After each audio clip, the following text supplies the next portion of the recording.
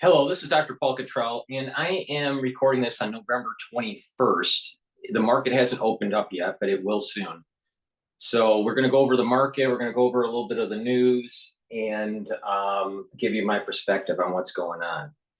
Just a reminder, the number of cases in the United States for normal influenza during the cold season is down relative to last year. And also the cases for SARS-CoV-2 are down relative to last year, just a little bit. What is up in the United States is obviously bird flu, all right?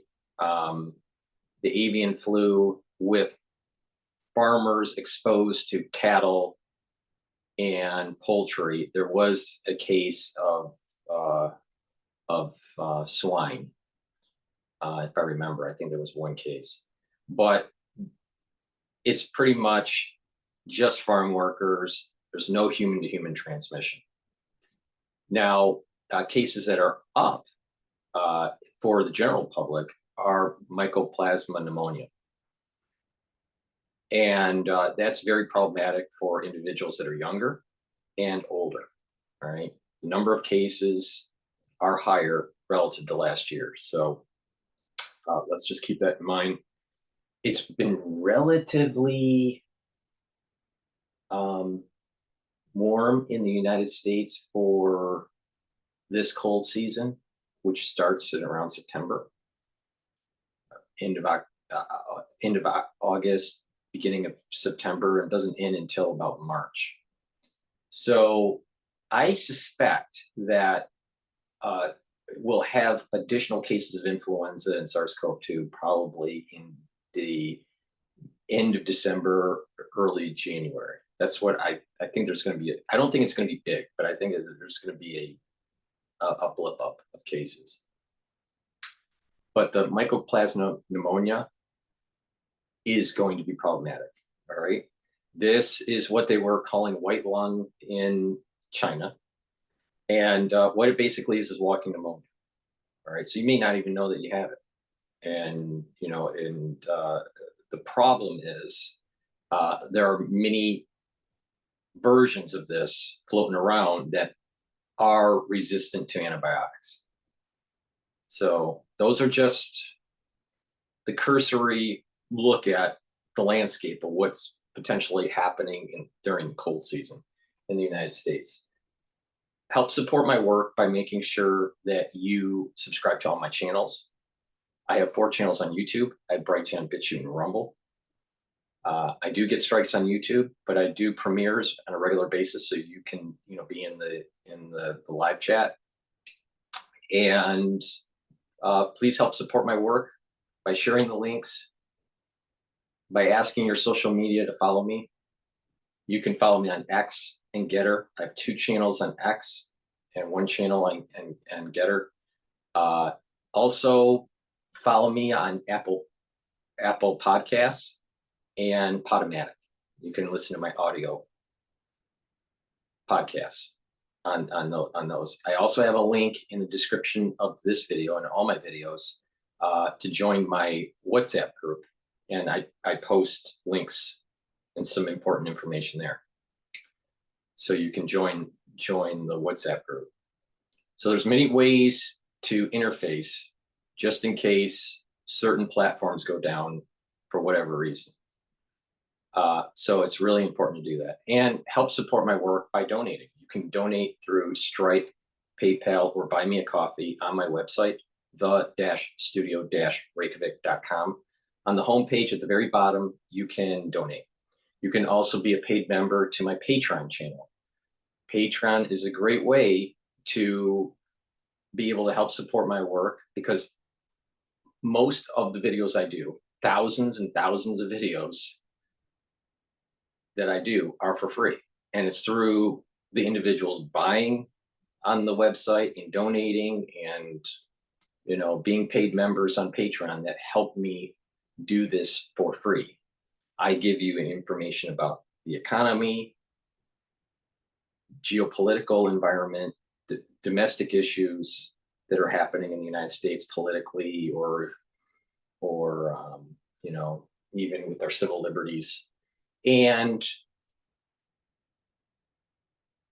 you know, other aspects to current events and the economy and all this stuff. So I give you quite a bit of information, and your health, how to improve your health, and things that I have done to slow down the aging process and to improve my, you know, my different systems, you know, cardiovascular system and brain function and whatnot. So please help support my work by donating, by being a paid member, and sharing the links and asking your social media to follow me. So with that said, let's take a look at CNN. CNN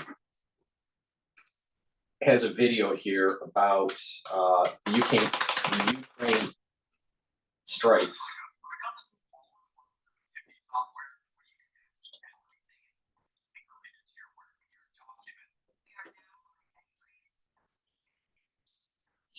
Russia using 8 long-range U.S. missiles.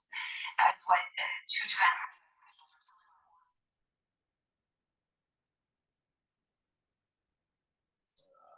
Come on. Hold on, technical difficulties.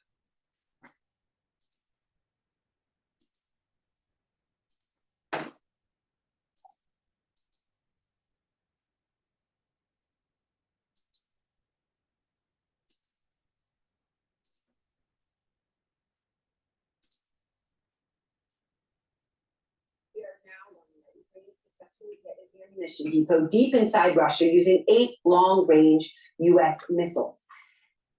We are now learning that Ukraine has successfully hit an ammunition depot deep inside Russia using 8 long-range U.S. missiles. That is what 2 defense U.S. officials are telling our Oren Lieberman tonight. Russia claims the Ukrainian attack did not cause damage. The U.S. says that it's false. But Ukraine also reportedly used British-made Storm Shadow missiles for the first time today inside Russia as well.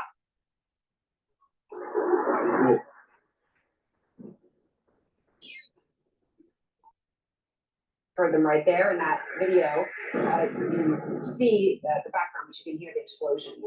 Weapons expert telling CNN those are exactly the types of sounds and blasts you would expect to hear from those Storm Shadow missiles.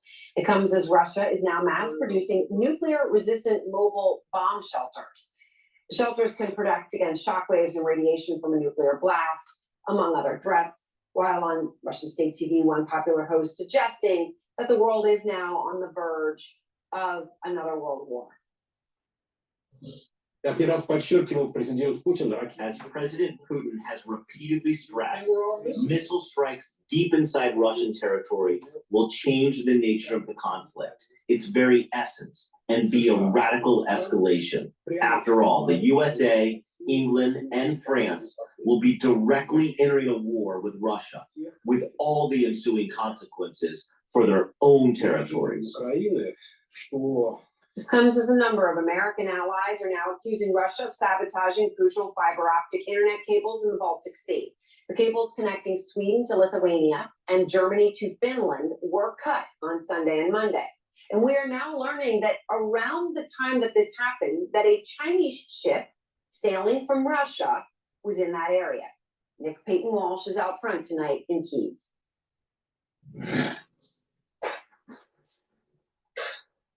Ukrainian special forces fighting up close and taking prisoners. Rare footage of them still inside Russia's Kursk region. But British Storm Shadow missiles were claimed to have hit Wednesday. These fragments found by locals. Just hours earlier, American-supplied ATACMS missiles also plowed into Russia, marking a stark new escalation in the war. Yet it was also in Kiev that fear grew. The US Embassy closing here for the first time since the invasion, citing a threat of air attack. It's a reflection of the heightened tension here felt in the capital Kiev. It's been under regular bombardment for over 2 months, but other European allied embassies are also limiting their function today. Perhaps a sense across NATO here that we're entering a new chapter of this conflict.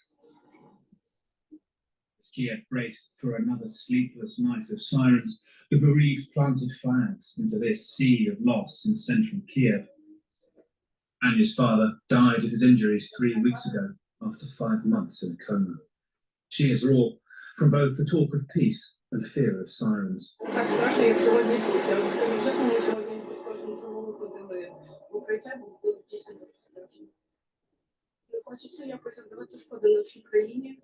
Хочеться просто, щоб все було як було раніше, але без російського всього цього. But it's never over in Kiev. The air raids intensifying in the past 2 months, and the weekends seen here the worst for a while. So the heightened anxiety behind several NATO embassies reducing operations this day sparks Ukrainian officials to plead they hold their nerve and deride this piece of Russian misinformation online, the detailed and fake warning of wide-scale attacks. This situation should be interpreted, he says, as Russia's attempt to use any elements of psychological influence. They have one instrument, which is to scare. This has always been a classic element of Russian politics, so I'd like our partners to be more careful as to the information coming from Russia. These mushrooms make you feel better. They increase focus and energy while keeping you calm and stress-free. Plus, they cut down on bloat and heal your gut.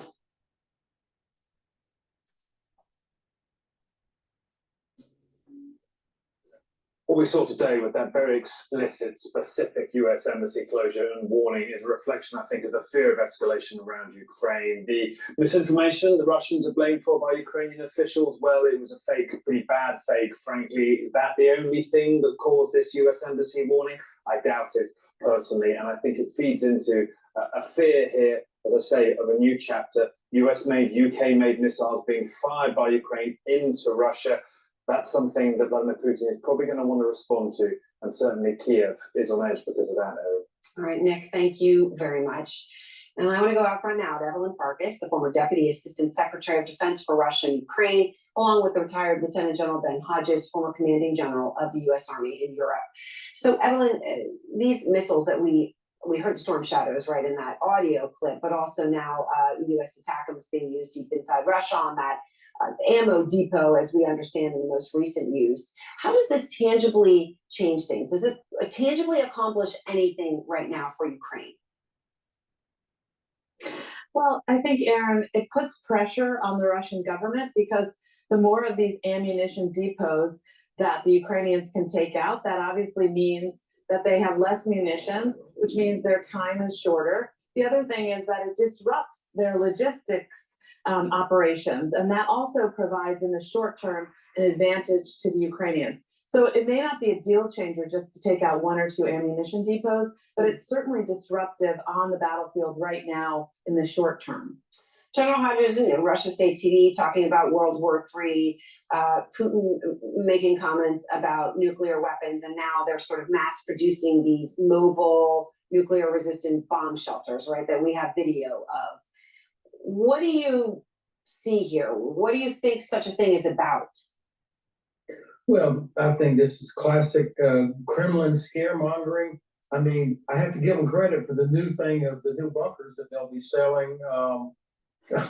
The Russians know that Washington and Berlin and London and other capitals react to this, that we're vulnerable to this scaremongering. But if you think about it, why would Russia use a nuclear weapon? I mean, there is no benefit for Russia to use a nuclear weapon, none. Their benefit comes from the way we deter ourselves out of fear that they might use a nuclear weapon. China, India have both told Russia, do not use a nuclear weapon. The United States has said you will suffer catastrophic consequences if you use a nuclear weapon.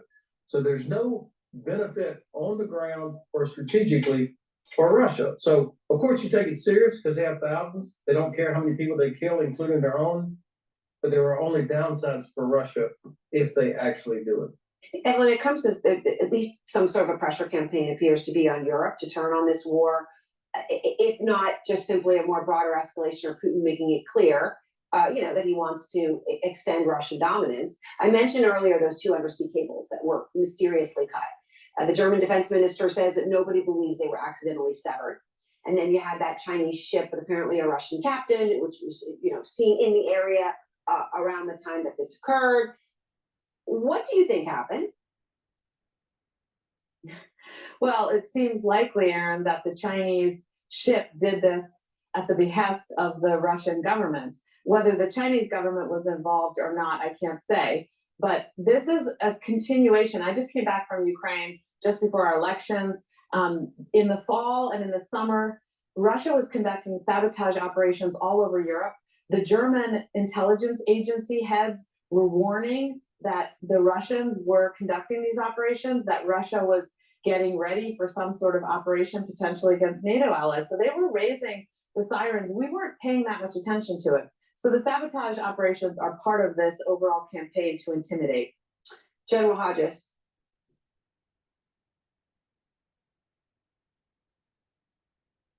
Yes, Oh, about the cables. What, do you think that was Putin? I'm sorry. Yeah, of course. The Russians are at war with us, even if we don't think of ourselves being at war with them in the traditional sense.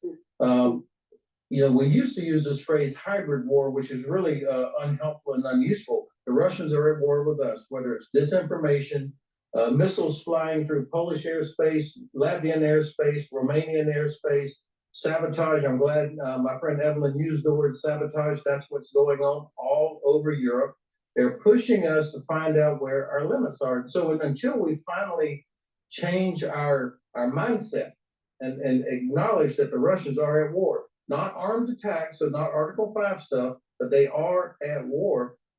Until we inflict some kind of pain on them, their behavior is never going to change. And so we have to get serious about economic sanctions and helping Ukraine defeat Russia. And we'll see what happens here, of course, at least what the incoming president has indicated, right, is a negotiated settlement, possible end to all those sanctions and a complete about face in all of this. But well, let's see. All right, thank you both very much. I appreciate it. It's getting a bit scary because there can be a miscalculation on either with a nation within NATO, in the European theater, or Russia or the United States, where something happens where it involves a nuclear detonation. Risks are elevating. Now, when you look at the market, you know, the futures for VIX right now is still, at 15. That's low.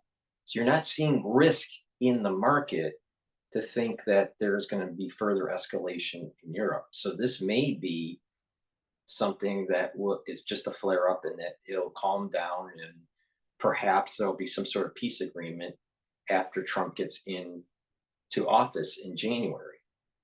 It's possible, but just risks are building up where a nuclear detonation may happen.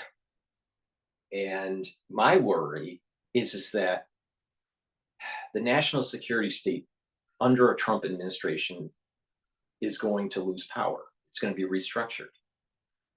Well, a great way to try to maintain power and to hamstring the Trump administration is to have some sort of nuclear detonation that takes place in Europe, where they demand, where the national security state tries to convince the American public and Congress to give them authority and not to restructure. I wouldn't be surprised that they orchestrate something to try to maintain power and not lose agency power over the executive branch. So they have gained, the national security state gained power after 9/11. They don't want to relinquish that power. And if Trump gets what he wants, there's going to be a major restructuring in the national security state. So are we seeing some sort of orchestrated play taking place in Europe to give the national security state power, prevent Trump from restructuring the national security state? Because it's going to be a lot harder to restructure the CIA, the FBI, and the Pentagon and all these agencies and the military under news announcements of tactical nukes being used by Russia. There's no way that Trump is going to be able to restructure the national security state if that happens. I'm concerned. There is a significant probability that the national security state is trying to poke the bear to get a tactical nuke to go off to maintain power and not be restructured during the Trump administration. Very worrisome. Oh, and just to Nick's point there, not the only major policy shift that we've seen from the United States, the first being the use of the longer range missiles now to attack inside Russia, but also now the decision to supply anti-personnel mines to Ukraine as well. And of course, we've seen an increase in funding for munitions and military hardware. I know some part of that was announced in the September surge that the administration announced. Just explain to us what we're seeing and what's new. So in terms of the package that was If a man wears this, he's definitely getting lucky tonight. Most jeans are either super baggy, too stiff, or have a terrible wash. But there is nothing. So in terms of the package that was just announced with Defense Secretary Lloyd Austin on a trip in the Pacific, that is effectively more of the same, $275 million in military aid to Ukraine. That's not a large number as we've seen before, and there still are billions in aid the administration needs to get out before January 20th here, so just a couple of months left. The anti-personnel mines, certainly an interesting decision here. The U.S. hadn't provided those in the past. Instead, the U.S. had agreed to provide anti-tank mines and has given those to Ukraine since pretty much the very beginning. But the U.S. effectively looked at the situation and saw that even though Russia wasn't advancing quickly, their attacks with large numbers of forces suffering large casualties was gradually, slowly, and brutally paying off, wearing away at Ukrainian defensive lines. And that's one of the reasons the administration decided to give Ukraine anti-personnel mines to be able to slow the event. All right, so the market did open up, and as you can see on the dashboard, for the ones that are watching on the dashboard, the S&P 500 is at 5,930. Again, my target for year end is anywhere from 5,800 to 6,000, maybe even 6,100. The VIX is at 16, so it's low risk. And the Euro USD trade is trading at 1.052. Oil is WTI oil is trading below $70 a barrel at the moment. So right now, it seems somewhat stable, but let's see what happens in the news here. Hold on. I'm concerned about what's going on in Ukraine here in this escalation ladder of these Russian forces here. The goal, according to U.S. officials, is that most of these, or rather the intention perhaps, is that most of these will be used in eastern Ukraine, and that's where Ukrainian forces face that brutal Russian assault that they hope to slow down. Ukraine has given assurances, according to U.S. officials, that it will use them only within Ukrainian territory and will be very careful to make sure these don't risk injury to civilians. And that, of course, is the major concern here. That, a couple of years ago, is why the Biden administration said it would no longer create, export, supply, or store anti-personnel mines, with the exception of the Korean Peninsula, because of all of those concerns. But in looking at the situation and realizing the challenges Ukrainian forces face, the administration has decided to supply those at what is effectively an incredibly late stage of the war, an even later stage of the Biden administration. And as you pointed out, it comes with that policy change on the use of U.S. long-range missiles. The goal, and I'll just pick up on the last point Nick made here, perhaps to leave Ukraine in as strong a position as possible if President-elect Donald Trump comes in and tries to push for immediate negotiations.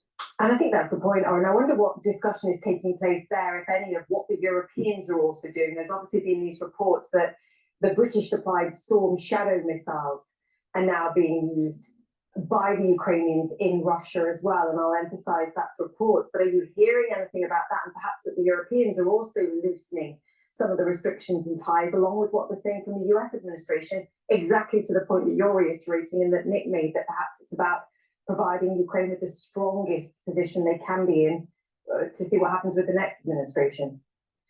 Well, the U.S. has tried to move in lockstep with its NATO allies, so it wouldn't be surprising at all to see the UK allow for the use of storm shadows, just as the U.S. allows for the use of the long-range attackers. Now, not all NATO countries have shifted in unison on this. Germany continues to say it will not provide its own long-range Taurus missiles to Ukraine. So you see, there are disagreements, there is friction here, and we've seen that in the past, for example, with the provision of tanks to Ukraine. So perhaps not too surprising there. In terms of preparing for what this might look like under President-elect Donald Trump, we have already seen the U.S. begin to shift some of that, and to make this, instead of a U.S.-focused effort to assist Ukraine, to make it more of a NATO-focused effort, to effectively create a situation where it can't just fall apart. It will continue, and it has the infrastructure to do so. That has been, over the past several weeks and months, a major effort of the U.S.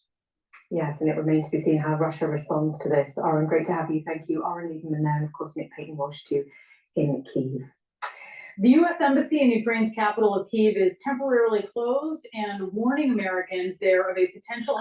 According to CNBC, there's jobless claims come in at lower levels since April. Now, the S&P 500 is selling off a little bit here, and that's probably based on the news. Now, because jobless claims are lower, so that would mean that maybe the Federal Reserve might not cut rates. So that might be a Federal Reserve rate cut. Not cutting might be the reason. Now, if you look at the dashboard, you can see the VIX, which is risk, is really going up now. So it's at 17. It's still relatively low in absolute terms, but in relative terms, from the after hours trading, it is elevated.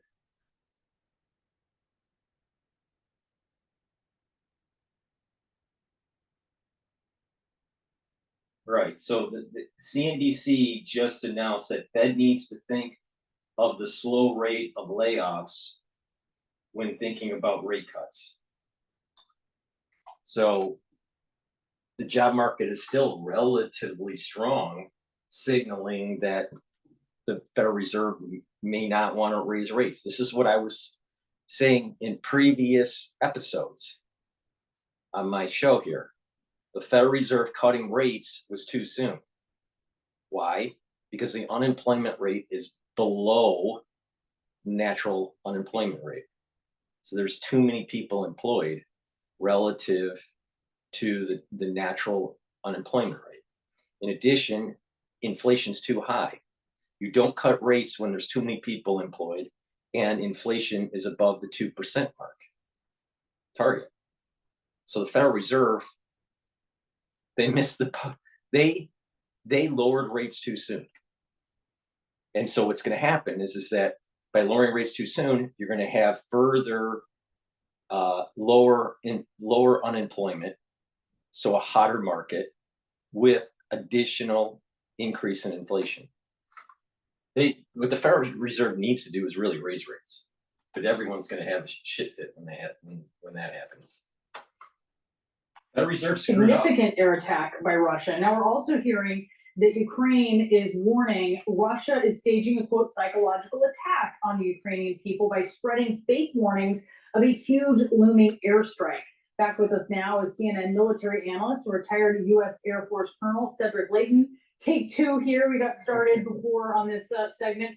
Okay, that was kind of confusing what I just described, because part of this is like a psyop. So what is this assessment that Ukraine has? What do you make of this? So basically what the Ukrainians are saying is a lot of the material that we see on social media and even in intelligence reports is not correct. Now, the Russians have clearly moved some aircraft around. They are doing some of that as part of a psyops game, probably, but the Ukrainians also have to expect that there will be some targeted areas within Ukraine, and they have to get ready for that. They have to get their defenses ready for those possible attacks. Yeah, that's been a reality for them. They've seen that lately in earnest on occasion here, right? Okay, let's talk a little bit about this aid that the U.S. is announcing for something kind of controversial, which is not just anti-tank mines, but anti-personnel mines to be used against Russian forces. You had the Secretary of Defense trying to kind of assuage concerns.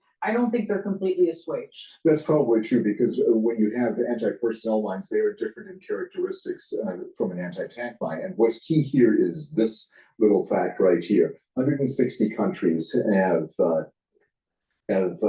banned or signed a treaty that bans the use of these mines. Now, these particular mines, the ones that the U.S.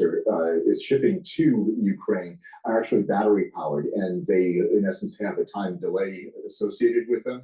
They are only active for a certain period that can be set. It can be set for a couple of weeks, or it can be set for just 4 hours. So that's kind of the difference when it comes to that. But that's all part of a big aid package that the U.S. is shipping to Ukraine. So the idea is that they basically become like dummies after the battery That is goes out. correct. So that will then actually help assuage the concerns of the treaty, and it will also help make it possible for the Ukrainians to move about this area. If they lay mines and then the Russians leave or are forced out of that area, they can possibly use that land once again, as long as they are very careful with how they place these mines. All right, very good to know. Cedric, thank you so much for taking us through that. You talk about the test as we move into this new phase of war. When Defense Secretary Austin announced this $275 million in additional support today, he also noted that support to both Ukraine and Israel had really put a strain on the U.S. stockpiles. When you look at that, we look at the budget that Ukraine just passed yesterday, nearly $54 billion, more than a quarter of its GDP, is specifically earmarked for defense spending. Yes, there is still international support, but how much concern is there about how long Ukraine can continue to fund this war?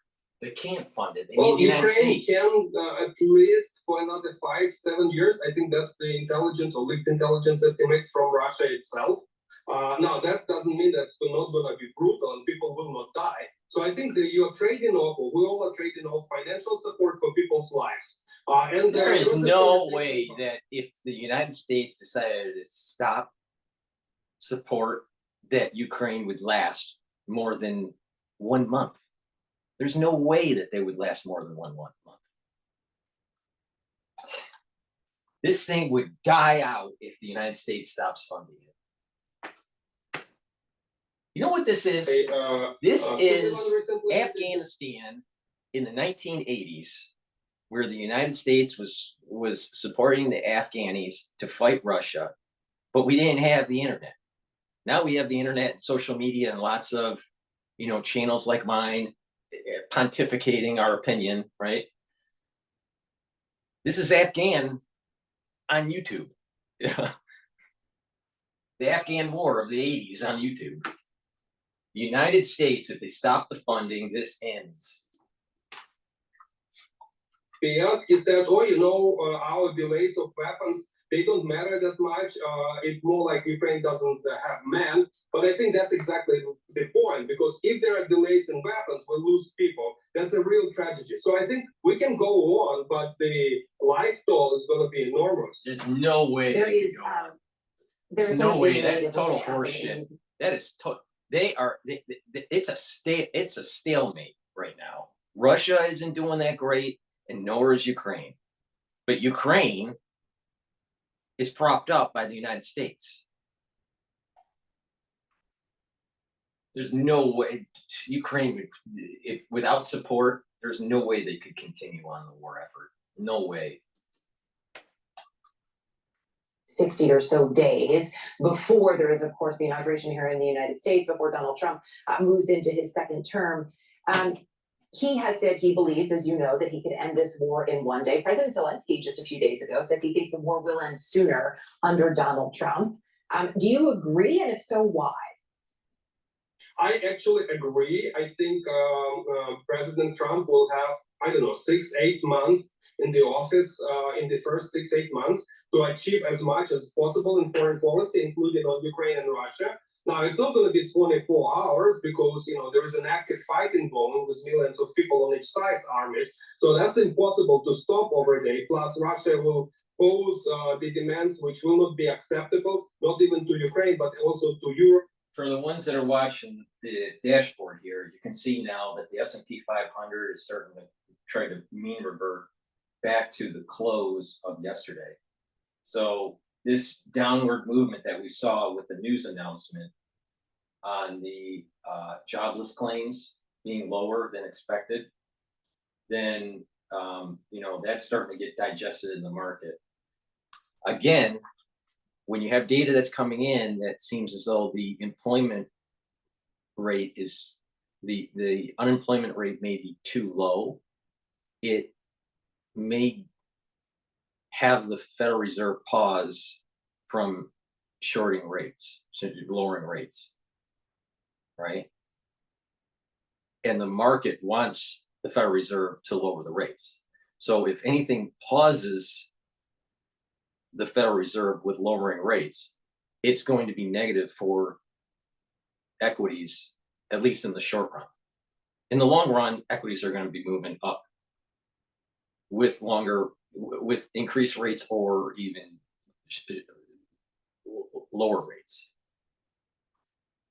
But for intraday trading and swing trading, this type of thing, can be problematic depending on how someone manages their portfolio. But from the economic point of view, from the 50,000 foot level, I personally think that the Federal Reserve lowered rates too quickly because it's really simple. You don't have to have all these fancy economists and all these fancy models. It's really simple. 2% target for inflation. If it's above, you increase rates. And if the unemployment rate is too low, below 5%, the economy is probably too hot. And then you need to raise rates. So inflation, if you have inflation above the 2% and you have employment that's too high, if too many people employed, you need to raise rates. It's that simple. You don't need 100 or 300 economists.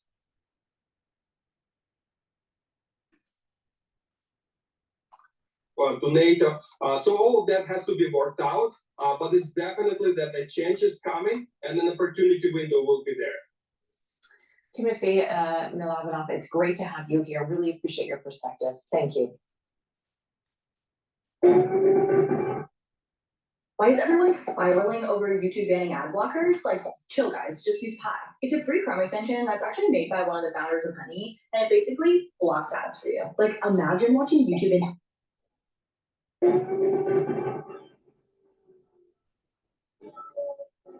Sirens in the Ukrainian capital Kyiv this morning as the U.S. temporarily closes its embassy there and warns of a potential and significant area assault by Russia. But Ukrainian officials say not so fast. Actually, they claim that Russia is playing psychological games here, scaring people in Ukraine with fake warnings of a massive attack. Joining us now is Alex DrPaulCottrell. He's a Ukrainian father who lives in Bitchute. It's a small town in the suburbs of Kyiv, which we've all come to know so well after the Russians invaded it at the beginning of the war and committed mass atrocities there. Alex, first, I just want to talk to you a little bit about this new news and kind of get a civilian's perspective of the U.S. finally granting the ability to Ukrainians to use, the Ukrainian military to use longer range missiles going in to Russia. How are civilians, how are you paying attention to this? How are you seeing this? Thank you, Brianna. That was a great news. Actually, after all the frustrations that we had recently, that was kind of a light that could show some end of the tunnel, that finally we got it. But in the first place, it shouldn't have been provided. I mean, the ban on using long-range weapons to strike into Russian territory. Now we see, the second day, we see how effective they are. We should have had it a long time ago. And tell us, I mean, a long time ago, this has been going on for so long now. You began this war with a 3-week-old baby, I should mention. You now have another one, an infant, and you are raising children who have only ever really been alive during war. What has this been like for you and your family? It's been hard, honestly, it's been hard. You have to think about those little kids, you have to think about their future, but how can you do it if the future is so dim? Even now, with the new administration that is coming, it's totally unpredictable. We don't know what they will be doing when they come into office, like in 2 months from now. And this 2 months is going to be a hell, living in this unpredictability. So yeah, we have to think about the kids. We have to raise them, but that's really hard to combine. The thoughts of the kids and hearing the news and trying to survive. What is your worry about what Trump coming into power will mean for American support for the war and for what that will mean for Ukrainians? The biggest fear is that they would stop support to Ukraine completely. And that would be the dummiest and the stupidest thing to do. Hopefully it will not happen. But this is the feeling of frustration that I can hear in my fellow citizens' eyes. And I can share it, because the signals are so different that we don't know. The United States shouldn't be funding this. We will, trust me, we will continue fighting even without any support. Ukrainians are fearless. Ukrainians, everybody who knows Ukrainians will say, will stay with me. Ukrainians are fearless. We will fight with our fists, with our hands, with our teeth, with our nails, with everything, without any weapons. But we will be evaporated with the time. They're not going to win if the United States stops the funding. They're not. I mean, it's they may be doing guerrilla warfare type stuff, but it's not going to be anywhere adequate to be able to, to annex, what's already been taken by Russia. Okay. Can you talk a little bit about your hope for your kids? I know they're so little, and I know that it's hard, as you said, to be raising them in war, but you have hopes for their future. What are they? Well, the thing is, okay, his kids, let's, get the brass tacks here. All right. Hopefully his kids, have a bright future. Most likely they won't, but hopefully they do. All right. But the thing is that look at people in the United States. Why are we funding a war where we can be using those taxpayer dollars to helping children in need in the United States?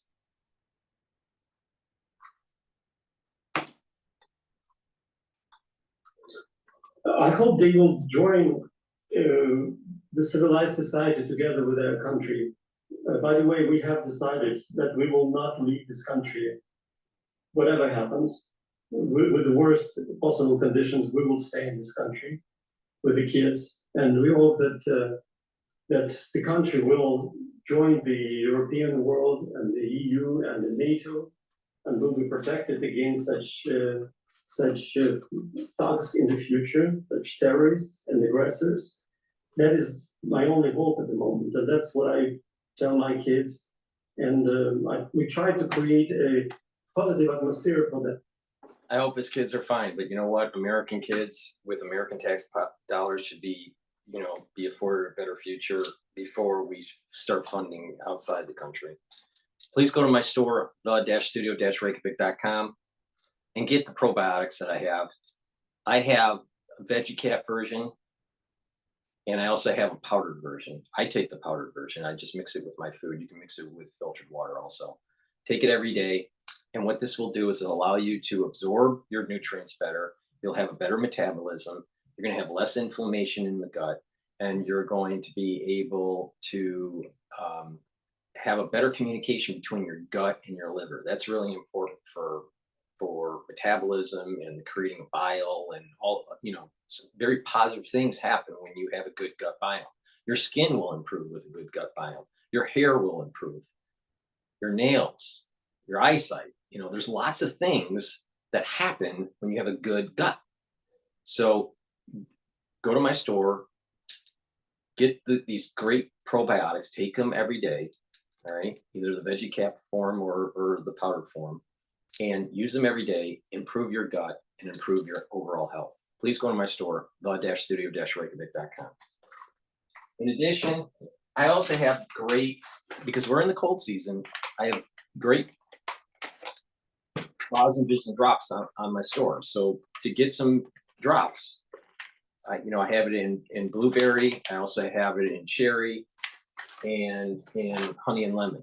All right, get a couple bags. This has structural nanosilver in it. The moment you have an irritation in your throat, take these drops. As the structural nanosilver, it will neutralize the pathogen. It will neutralize the irritant. You will create secretions that will protect the mucosal barrier, right, and reduce further infection. If you do that at the very beginning, you're going to mitigate problems during the cold season. You need a couple bags or a few bags for your household right away, so you can use them when you need them. So please go to my store, get the blueberry, the cherry, and the honey and lemon drops. Honey and lemon drops on my store, the-studio-reykjavik.com. Be prepared for the cold season.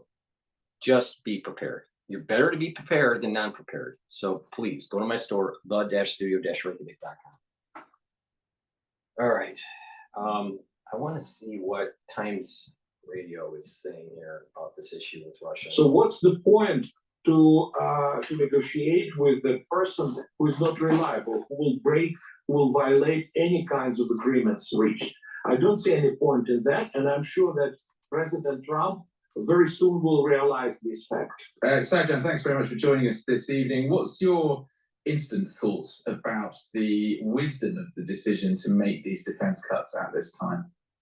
Whilst retiring aging platforms aligns with the UK's military modernization goals, it does potentially introduce interim operational gaps. And then the question also remains, will those gaps be impacted by financial constraints? Ensuring replacements are operational before retiring current assets, I don't think is necessarily going to be the option. So I think it's one of those things to balance between modernization, savings, operational efficiency versus high transition costs, and then capability gaps. So this will be the dilemma and the challenge now.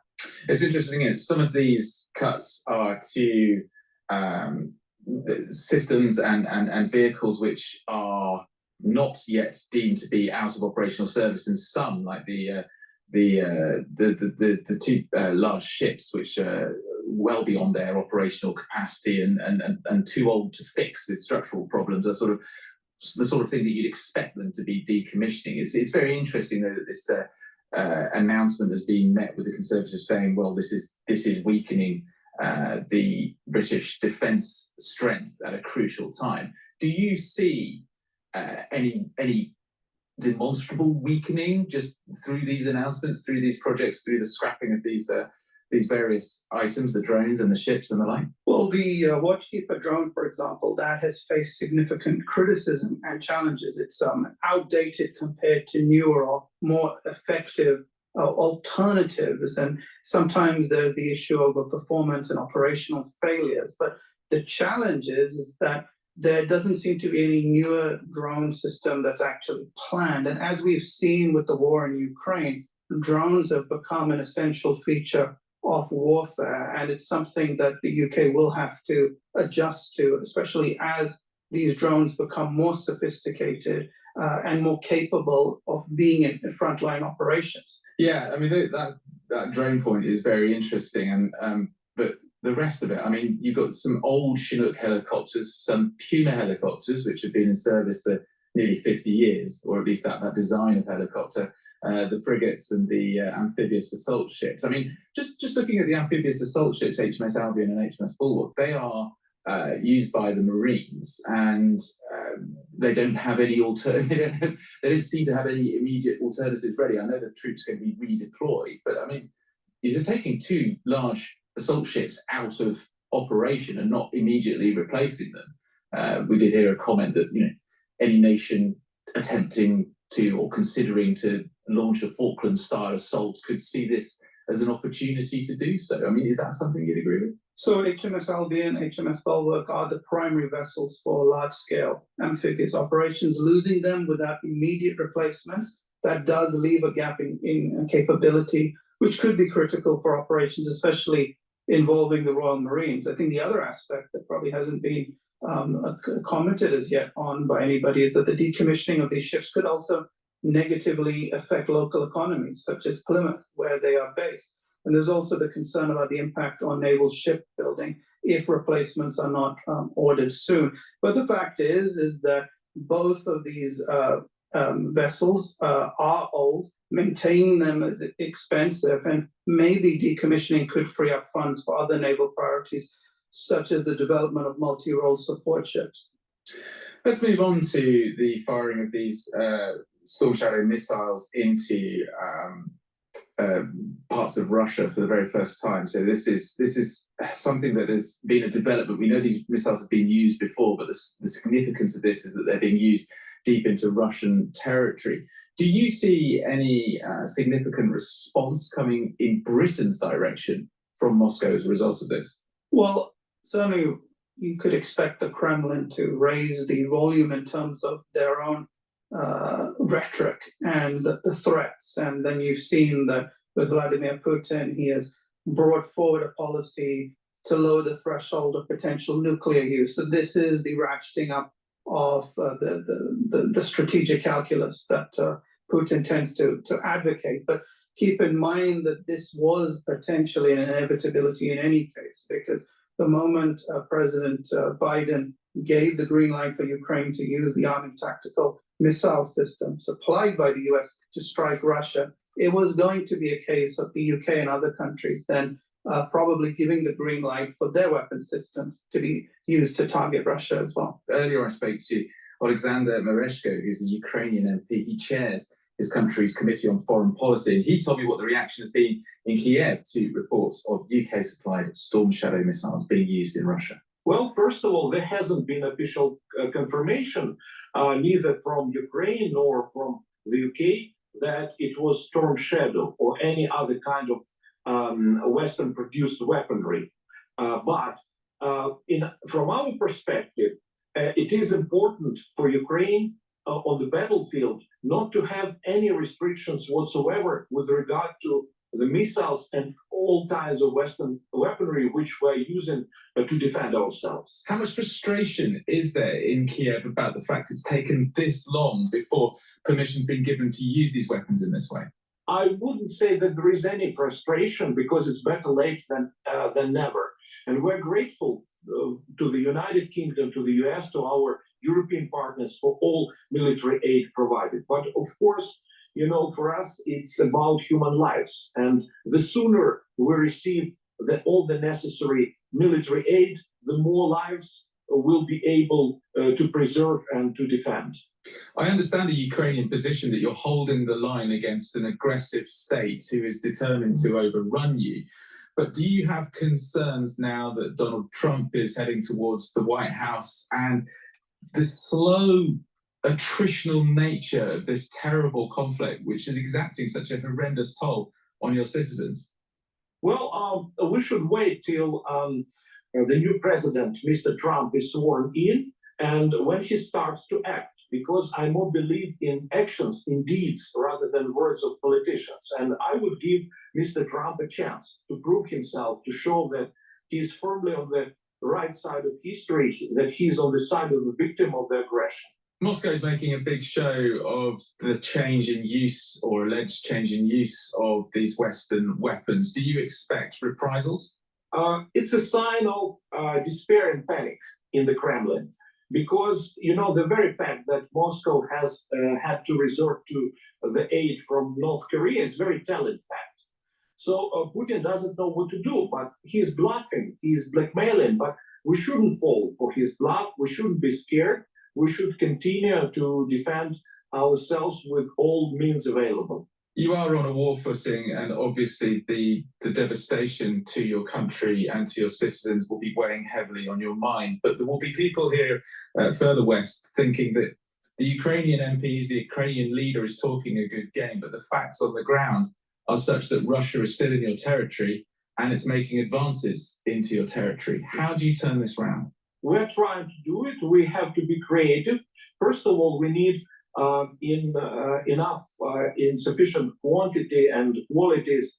We need enough Western weaponry, but most importantly, and I believe in this, we need American leadership, which will be followed by our European partners. And we have to be creative on the battlefield. The good example is the Kursk operation, which turned the tables.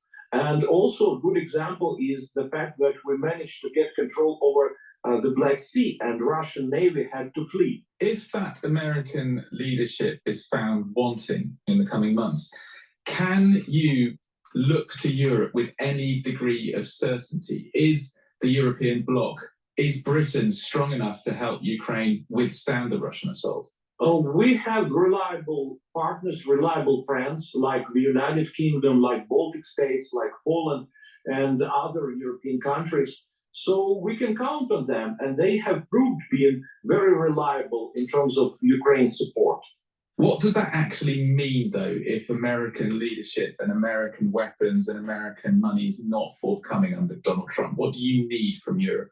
Well, honestly, I don't believe that the aid from the United States will stop for a number of reasons. But assuming that if it happens, I still believe that the European partners will not let us down, will not us throw under the bus, so to speak.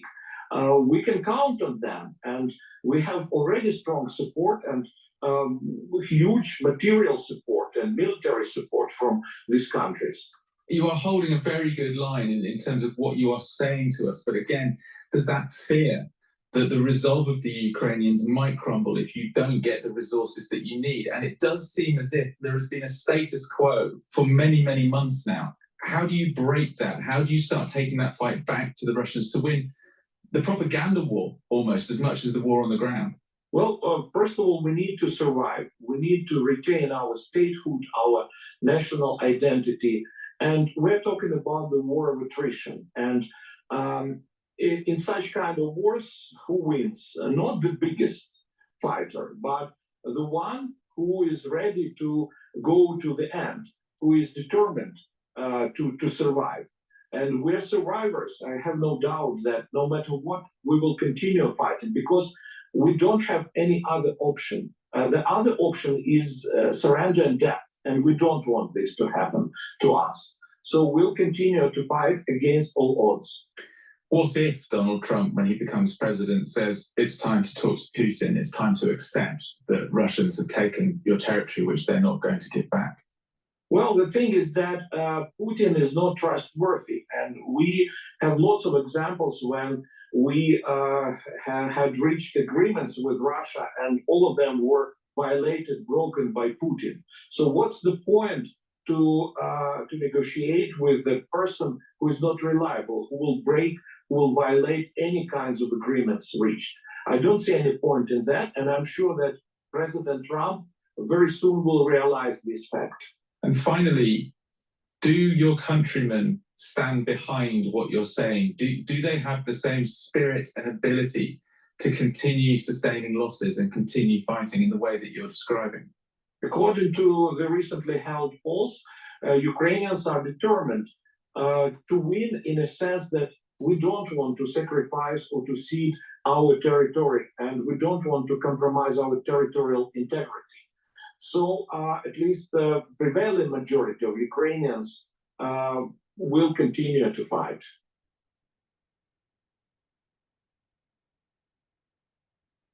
All right, let's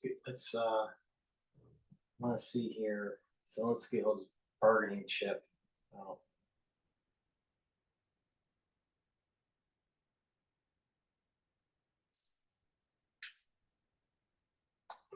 The fact that the Russians or Vladimir Putin, out of desperation, are turning to countries such as North Korea and Iran to help them in their desperate struggle to win a war against tiny, relatively speaking, Ukraine next door, is a matter of great concern to many in the US who are very critical of Iran. Let's come on to what the return of Donald Trump to the White House means for Ukraine.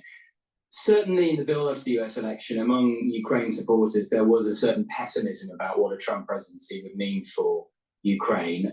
I suspect in recent weeks, I sort of picked up on, I don't know whether it's a bit of bargaining based on the reality of the situation or whether it is actually grounded in reality, but a little more optimism about potentially what a Trump administration might mean, and it wouldn't necessarily mean selling Ukraine out. What is your sense, Lee, of what a Trump presidency may mean for Ukraine in the war?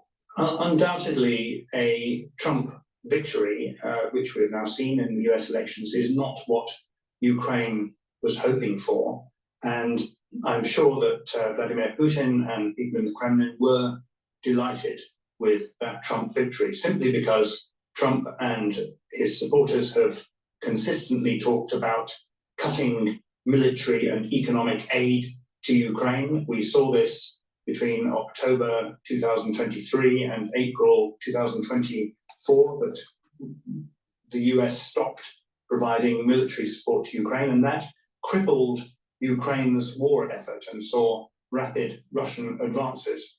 So that threat is extremely concerning to Ukraine. For the reasons that I've already set out, there are glimmers of hope. We can point to Trump being very unpredictable. We can point to Trump not wanting to hand victory to Russia on a plate. But it is quite concerning. And if Trump were to cut military supplies to Ukraine, the question then would be, is the UK and our other friends of Ukraine, such as in the European Union, ready to ramp up their military supplies to meet US shortfalls? And this would be a huge challenge. It would really mean transforming our support.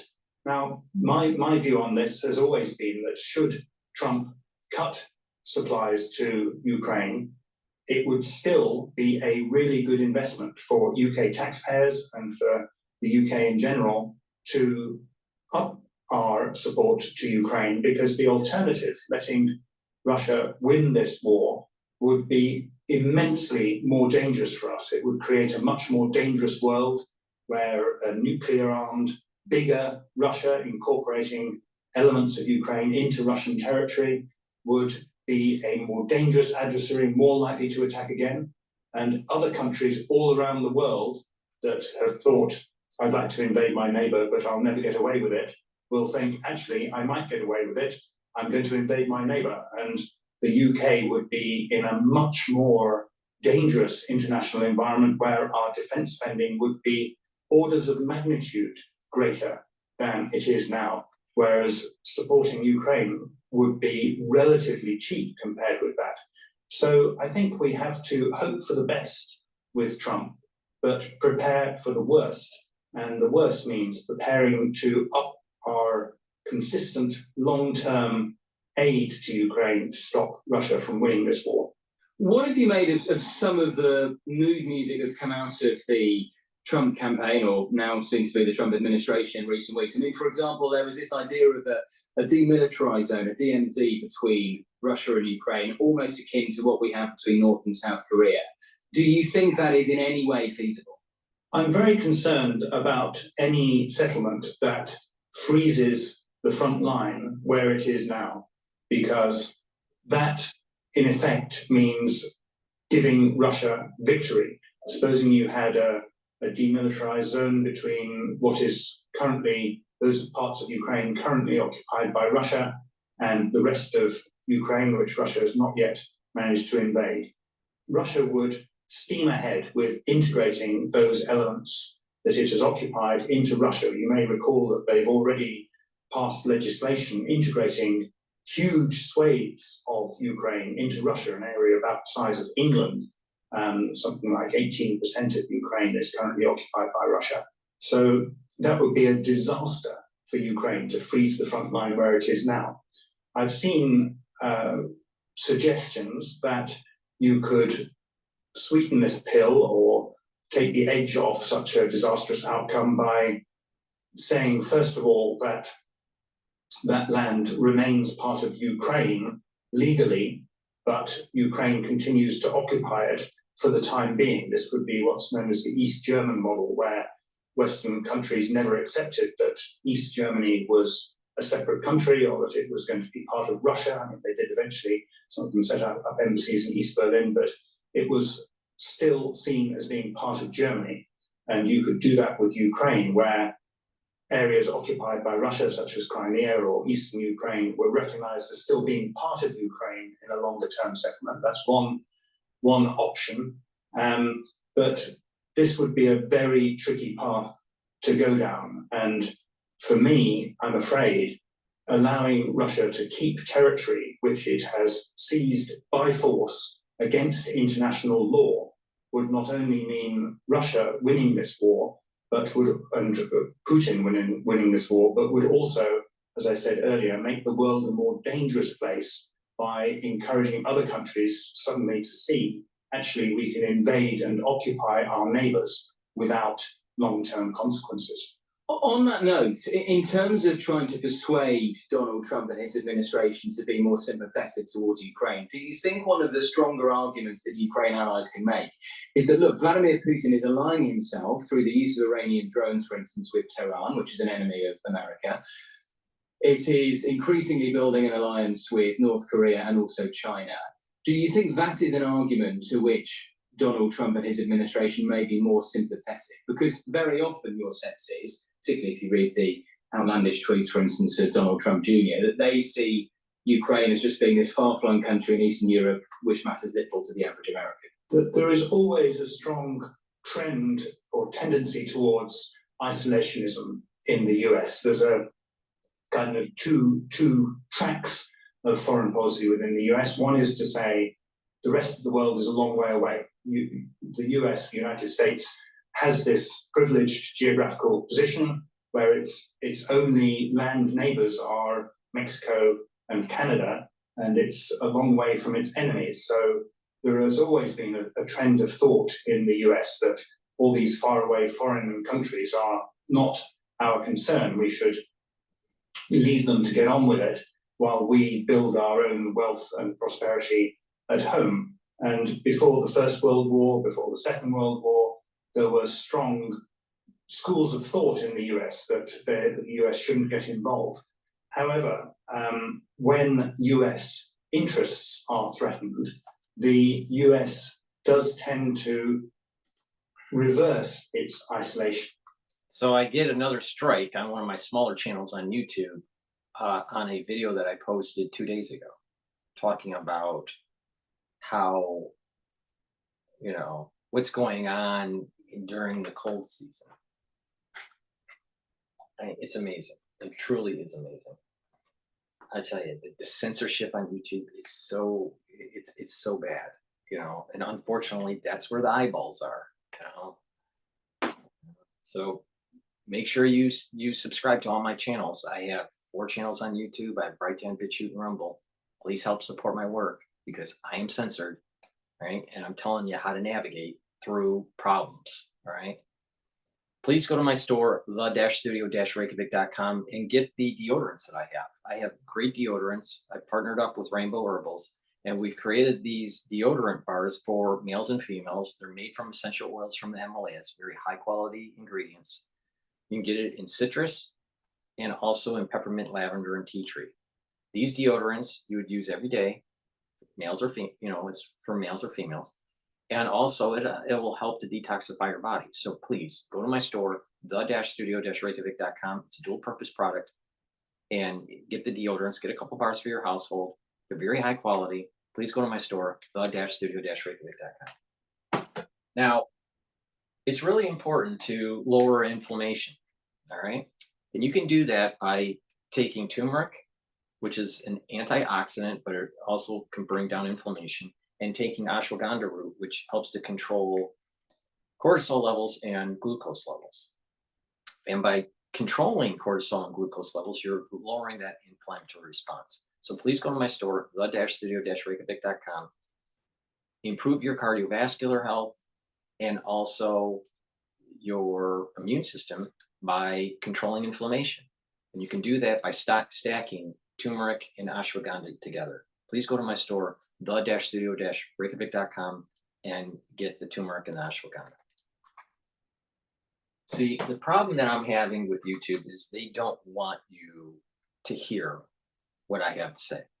All right. So I have to put it up, and then I get a strike on one of the channels, and I have to take down all the videos, you know, of that particular episode on the channels on YouTube. So with one strike, because it had a dashboard and a non-dashboard version, with one strike on a channel, it takes down 2 videos, and then I have 4 channels on YouTube, so I have to take down 8. I have to take another 6 videos down because of this one strike. So please support my work. What I have to say is really important. All right.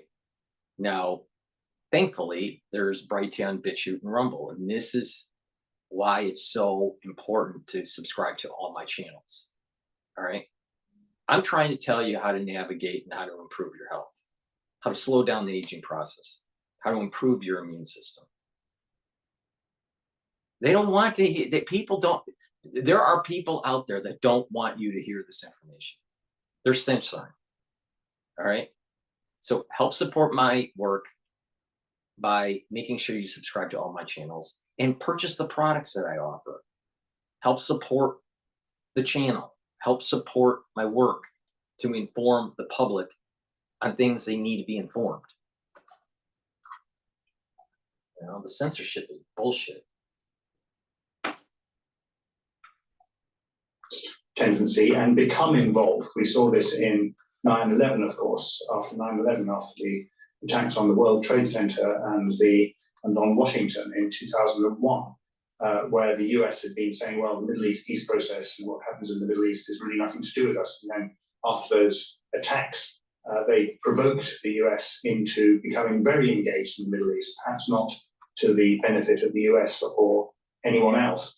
And so you're right, James, that the fact that the Russians or Vladimir Putin, out of desperation, are turning to countries such as North Korea and Iran to help them in their desperate struggle to win a war against tiny, relatively speaking, Ukraine next door, is a matter of great concern to many in the US who are very critical of Iran. And you will remember that in the first Trump presidency, President Trump said he would solve the problem of North Korea's nuclear weapons program very quickly. He entered into negotiations with the North Korean leader and even shook his hand in order to show that he was going to make a deal, and didn't get anywhere. And since then, the North Korean nuclear program has continued, and North Korea is becoming more and more aggressive. So it could well be that there will be strategic thinkers in the US who regard Russia's embrace of these pariah states as being sufficiently serious to give them pause for thought in cutting their support for Ukraine. But we can't count on that happening. And in my view, the UK and other countries need to step up their long-term military and economic support to Ukraine to reduce the risk of any cutting of US support, making a Russian victory inevitable. And just finally, in terms of one of those countries that may hopefully step up, we need to talk about the situation in Germany, because there's been a lot of focus on domestic politics in the US, but of course Olaf Scholz's government in Germany has collapsed and there will be new elections in short order. How significant is that potentially for the future of Ukraine? It's potentially extremely serious. On the one hand, we can see that Russia is, like Ukraine, in terrible trouble militarily. Of course, Ukraine's under enormous pressure, but so is Russia. Russia is running out of troops, it's running out of equipment, all these tanks and armored vehicles it's been taking out of long-term storage, they're just running out. The Russian economy is in all kinds of trouble. These long-term sanctions are slowly crippling Russia's ability to fight a war. So this is all good On the other hand, Russia has been hoping since launching the war back in February 2022, the full-scale invasion of Ukraine, that the alliance of Ukraine supporters, that is the US, the UK, and EU countries, plus some others like South Korea and Japan, Russia has been hoping that that alliance will splinter. And the longer this goes on, this war, the more likely it is that that alliance will splinter, because unlike in Russia, all those countries that are supporting Ukraine are subject to democratic elections. And that means that there is constant pressure on them to come up with new policies or to change their policies. Now, we saw just recently a call from Scholz, the Chancellor of Germany, to Putin for the first time that he'd spoken to him, I think, since 2022. And many people saw that as being the German Chancellor responding to pressure from other political parties in Germany, in particular the AfD, the Alternative für Deutschland, which is a right-wing party, and the Bund Sarah Wagenknecht, which is an extreme left-wing party, both of which support Russia in this war. And the fact that Scholz was facing electoral problems led him to make a call to Putin. Now, the Germans say that Scholz condemned Russia's attack and called on Moscow to negotiate for a fair peace, and talked about Germany's unwavering determination to support Ukraine. Nonetheless, the long-term pressures on Western countries, including, of course, in the UK, mean that we always have to be alert to countries weakening their support. And in Germany, we see that there are many streams of thought, just as there are actually in France, or indeed now in the US, where there is always a risk that some of these countries may weaken their support for Ukraine. So we need to be steadfast in supporting Kiev. Thank you for watching today's episode of Frontline. For early access to our videos, member-only Q&As, and live stream. All right, so I saw there's this breaking news from CNN. Ukraine claims that Russia launched ICBM at eastern city of Dnipro. All right, so before I do that, I'm very upset with the censorship with YouTube right now. I'm so pissed off at the moment. Please go to my store, the-studio-reykjavik.com. It's the-studio-reykjavik.com. Help support my work. All right, I'm censored. I'm censored regularly every time I try to inform you about what's going on with the next wave that's going to most likely happen in December or January. But please, help support my work, all right? Ask your social media to follow me. Because, oh, by the way, on the big channel, I get bled. YouTube bleeds my subscribers. They unsubscribe them. And that's been happening for 5 years, slowly. So please help support my work. Go to my store, the-studio-reykjavik.com, and get the great supplements that I offer, like olive leaf extract. This lowers inflammation, and it also helps to improve your lipid profile. So this is a dual purpose product. It lowers inflammation and improves the immune system. And by lowering inflammation at the cardiovascular level, you're reducing the chances of further plaque formation.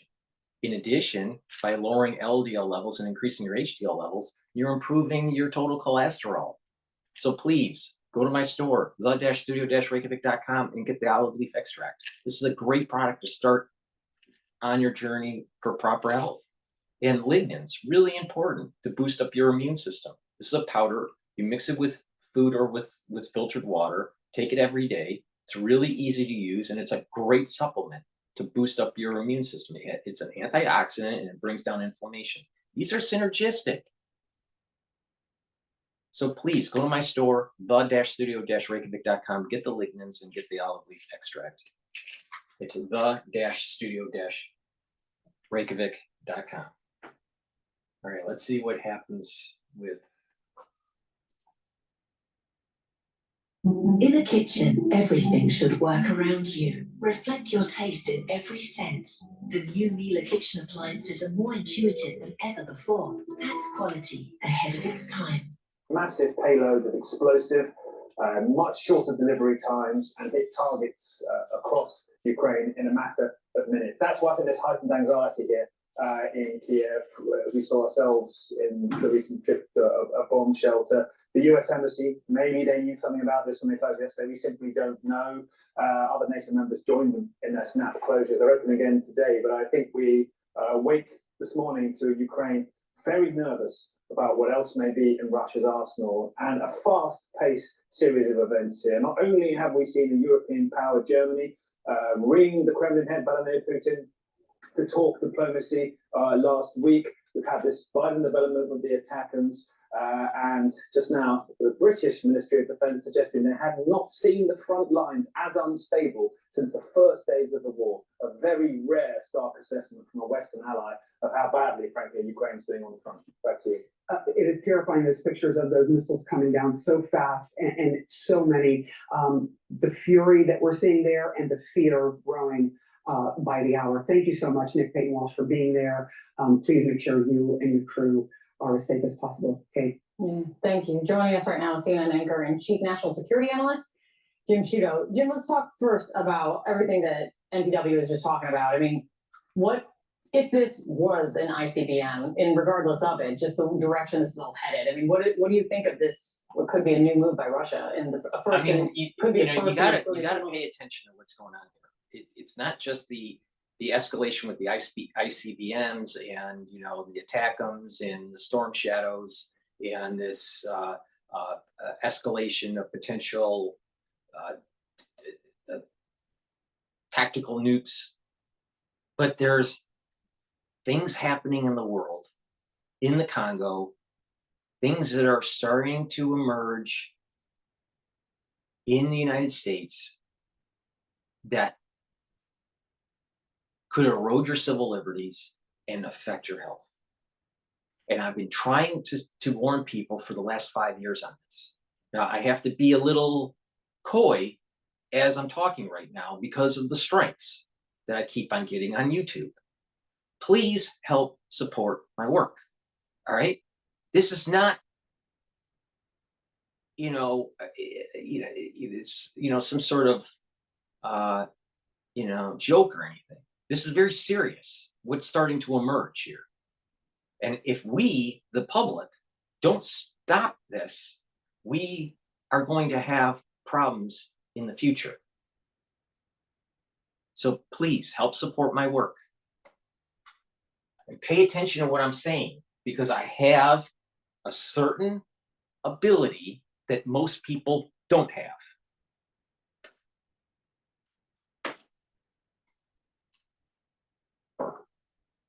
Well, first on what it is, if Western officials are saying it was not an ICBM, and the U.S. has capability to identify any rocket or missile launch around the globe the moment it happens. We have satellites at geostationary orbit, many thousands of miles up, that are America's nuclear early warning system, and they're designed to do this so that they can spot them. They know what their trajectory is, their speed, size, payload, etc. So if the U.S. is not seeing this as an ICBM, I think we should believe that. Now, that doesn't mean that it's not a significant attack, and Russia has repeatedly done this, right? Introduced new weapons, hypersonics, etc., glide bombs, drones, etc., to scare the heck out of Ukraine. The other piece I would add is, if it is a longer range missile, what's significant about that beyond Ukraine, right, is that a Russian ICBM launch, given its range and size, would threaten not just Ukraine, it would potentially threaten Europe or the US, right, depending on where it's going. In other words, US alarm bells would be going off to say, we got to watch this one and make sure it's not coming towards us. So it's significant on a number of fronts. Also happening, and you've been doing some new reporting on this, is why I want to get to it, is kind of a debate over, was it an accident or was it sabotage? And this has to do with 2 undersea internet cables in the Baltic Sea. They were cut Sunday. 1 cable between Lithuania and Sweden, 1 cable between Finland and Germany. Germany's defense minister said that his quote was, "Nobody believes that these cables were accidentally severed." But you have been reporting on this as well, and there seems to be still an open question: accident versus sabotage. So let's go back. What's up? Hi, Jared. We brought you here today to let you know that we made the business decision to. So let's go back a little bit. A couple months ago, I had a story out about how closely the U.S. was watching Russia for exactly this threat. Russia has a highly secretive military unit designed expressly to monitor, map, survey underwater cables, and possibly attack them. They have surface ships, they have submarines, they have naval drones. And in September, I had a story that the U.S. believed Russia's calculus on ordering such an attack on undersea cables had changed. Changed meaning they were more likely to order such an attack. And the U.S. had noticed increased activity by this highly secretive unit in this space, right? Watching these cables and hovering above them. So that's the threat environment. So then this happens. So I go to my sources and I say, what did you see there? And what they say at this point, the U.S. intelligence assessment is that these particular, I don't want to call them strikes, right, but you know, cable cutting was the result. What was the result of an anchor dragging an anchor, a ship dragging its anchor unintentionally over those cables and causing that damage. Now, intelligence is it's not an exact art, that this is the assessment today. And my understanding is that the U.S. has not established a connection between that ship and entities or nations that would order such an attack. Doesn't mean that they won't at some point establish a connection, but at this point, they don't have the goods to establish that connection. And that's why they're saying, and you know, I spoke to multiple officials that the U.S. assessment at this point was that it's not intentional.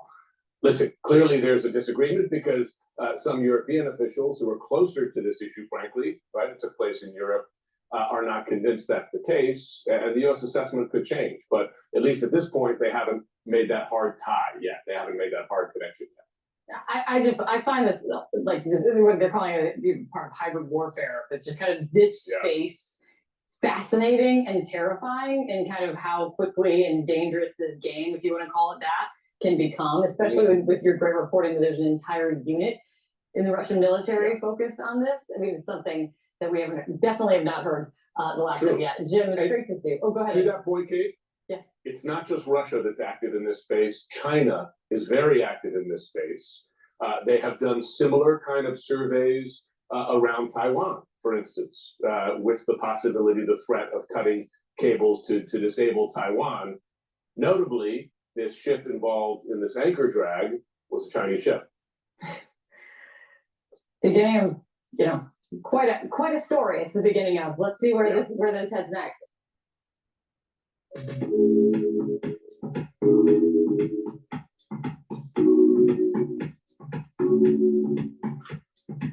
I'll be interested to see if we get any clearer idea today as to whether the Russians told America they were going to do this in advance. Yeah, I think so. Because I think it that's seems a good to be point. that the I think they told because it's an ICBM, I think they said, this is what's going to happen.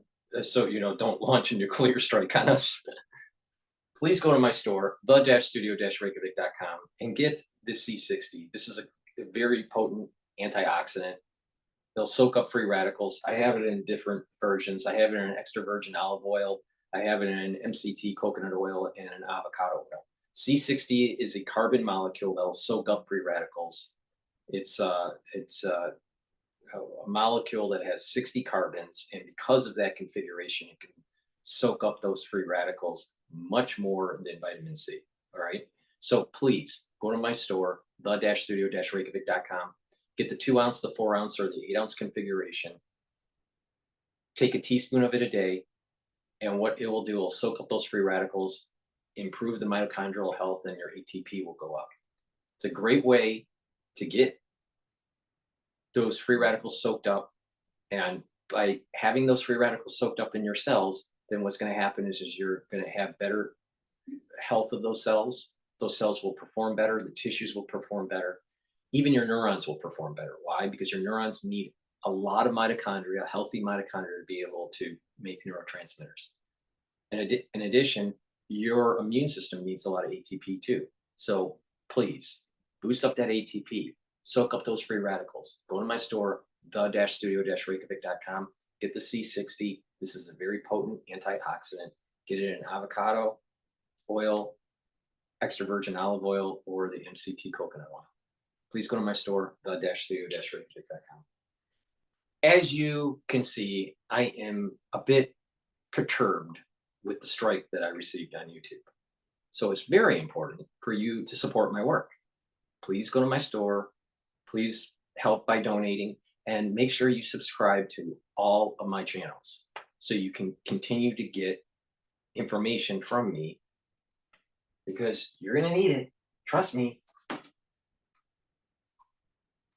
Messaging we had from the US Embassy in Kyiv yesterday, essentially saying they were expecting a heavy air attack, might be connected with some advance notification that they were going to use this missile.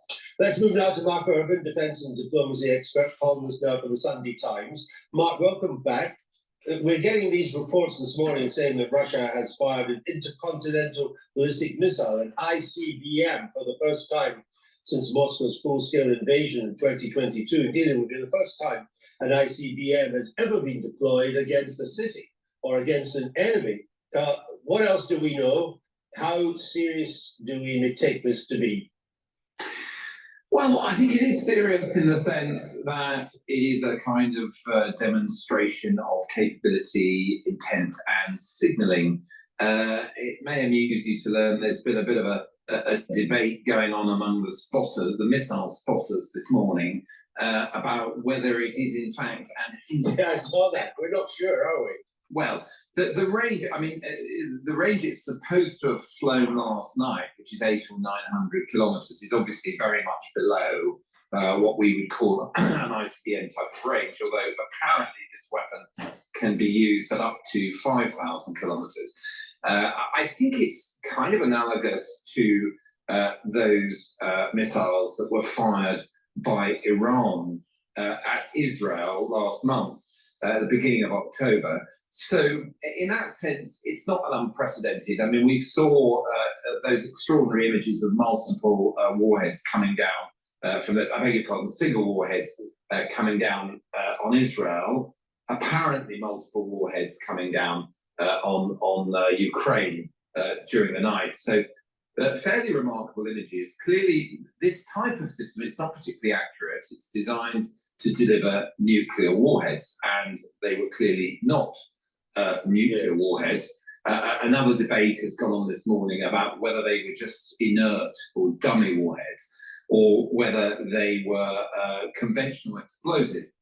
Either way, I think what we're looking at is a significant sending of a message by Russia after the US gave the green light to Ukraine to use ATACMS ground-launched and Storm Shadow air-launched missiles. I mean, I'll be interested to see if we get any clearer idea today as to whether the Russians told America they were going to do this in advance, because it seems to me that the messaging we had from the US Embassy in Kyiv yesterday, essentially saying they were expecting a heavy air attack, might be connected with some advance notification that they were going to use this missile.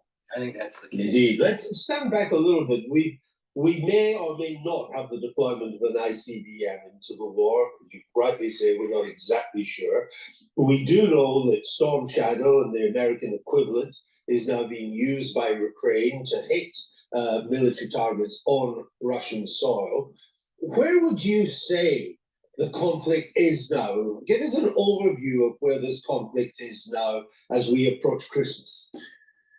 Well, look, I think I've been expecting for some time us to go into an end game. Now, what are we talking about? We're talking about the fact that neither side seems able to decide the issue on the battlefield, that both sides have got quite severe problems sustaining the conflict from the point of view of the number of troops being killed, but also in some other respects, financially, and in some other respects, weapons in the case of Ukraine. I know everyone tells you to time block to be more productive, but it doesn't really work. Let me explain why. Time blocking is when you plan all your tasks in your calendar to make sure you wait. In the case of Ukraine. So I think both sides will be looking to a way out of this. And of course, they expect a new impetus from Donald Trump. I mean, that was part of his campaign pitch, that he would end this war. So I think a lot of what we're seeing at the moment is around the different players or protagonists trying to shape this end game or this entry into negotiation. Now, could there be in a Gulf state somewhere diplomats already indulging in these scoping talks for such negotiation? We don't know that that is the case. It's possible. I mean, we did find out a couple of months ago that there had been scoping talks in Qatar about possibly the two sides stopping their long-range strikes against one another's energy infrastructure. Now, this was something which Russia very clearly did not stick to last weekend when they because they did it at the weekend. Yeah, emphatically showed us that no such deal is in place. But I mean, I think what was interesting about that and why I sat up and paid attention, was because it indicated the general presumption is that Ukraine is in a much worse position than Russia, and that Vladimir Putin wants to keep going because he senses he has the advantage. Well, broadly, I would say that's true, but those talks of a couple of months ago seem to indicate that Russia also was feeling the pain in some of the strikes that Ukraine was making on its infrastructure. So we know other things too, of course, to do with manpower shortages, that kind of thing, shortages of troops, particularly trained troops on the Russian side, are severe just as they are on the Ukrainian side. So I don't think it's beyond the bounds of possibility that Vladimir Putin will enter into this, but he'll drive as hard a bargain as he can. And clearly, Donald Trump goes into this having said he wants to stop it, but equally he won't want to look like a complete pushover for Vladimir Putin. This is heavy.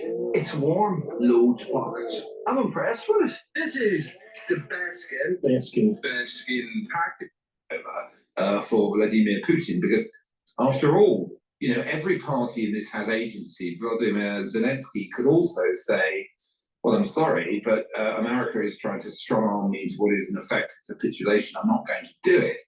Now, how able he would be to carry on the war with, you know, the support of the likes of Poland, the Baltic states, we don't know. But we're in this stage, I think, at the moment where all of these protagonists are trying to shape this conversation going into what we assume could be an American brokered process to stop the war.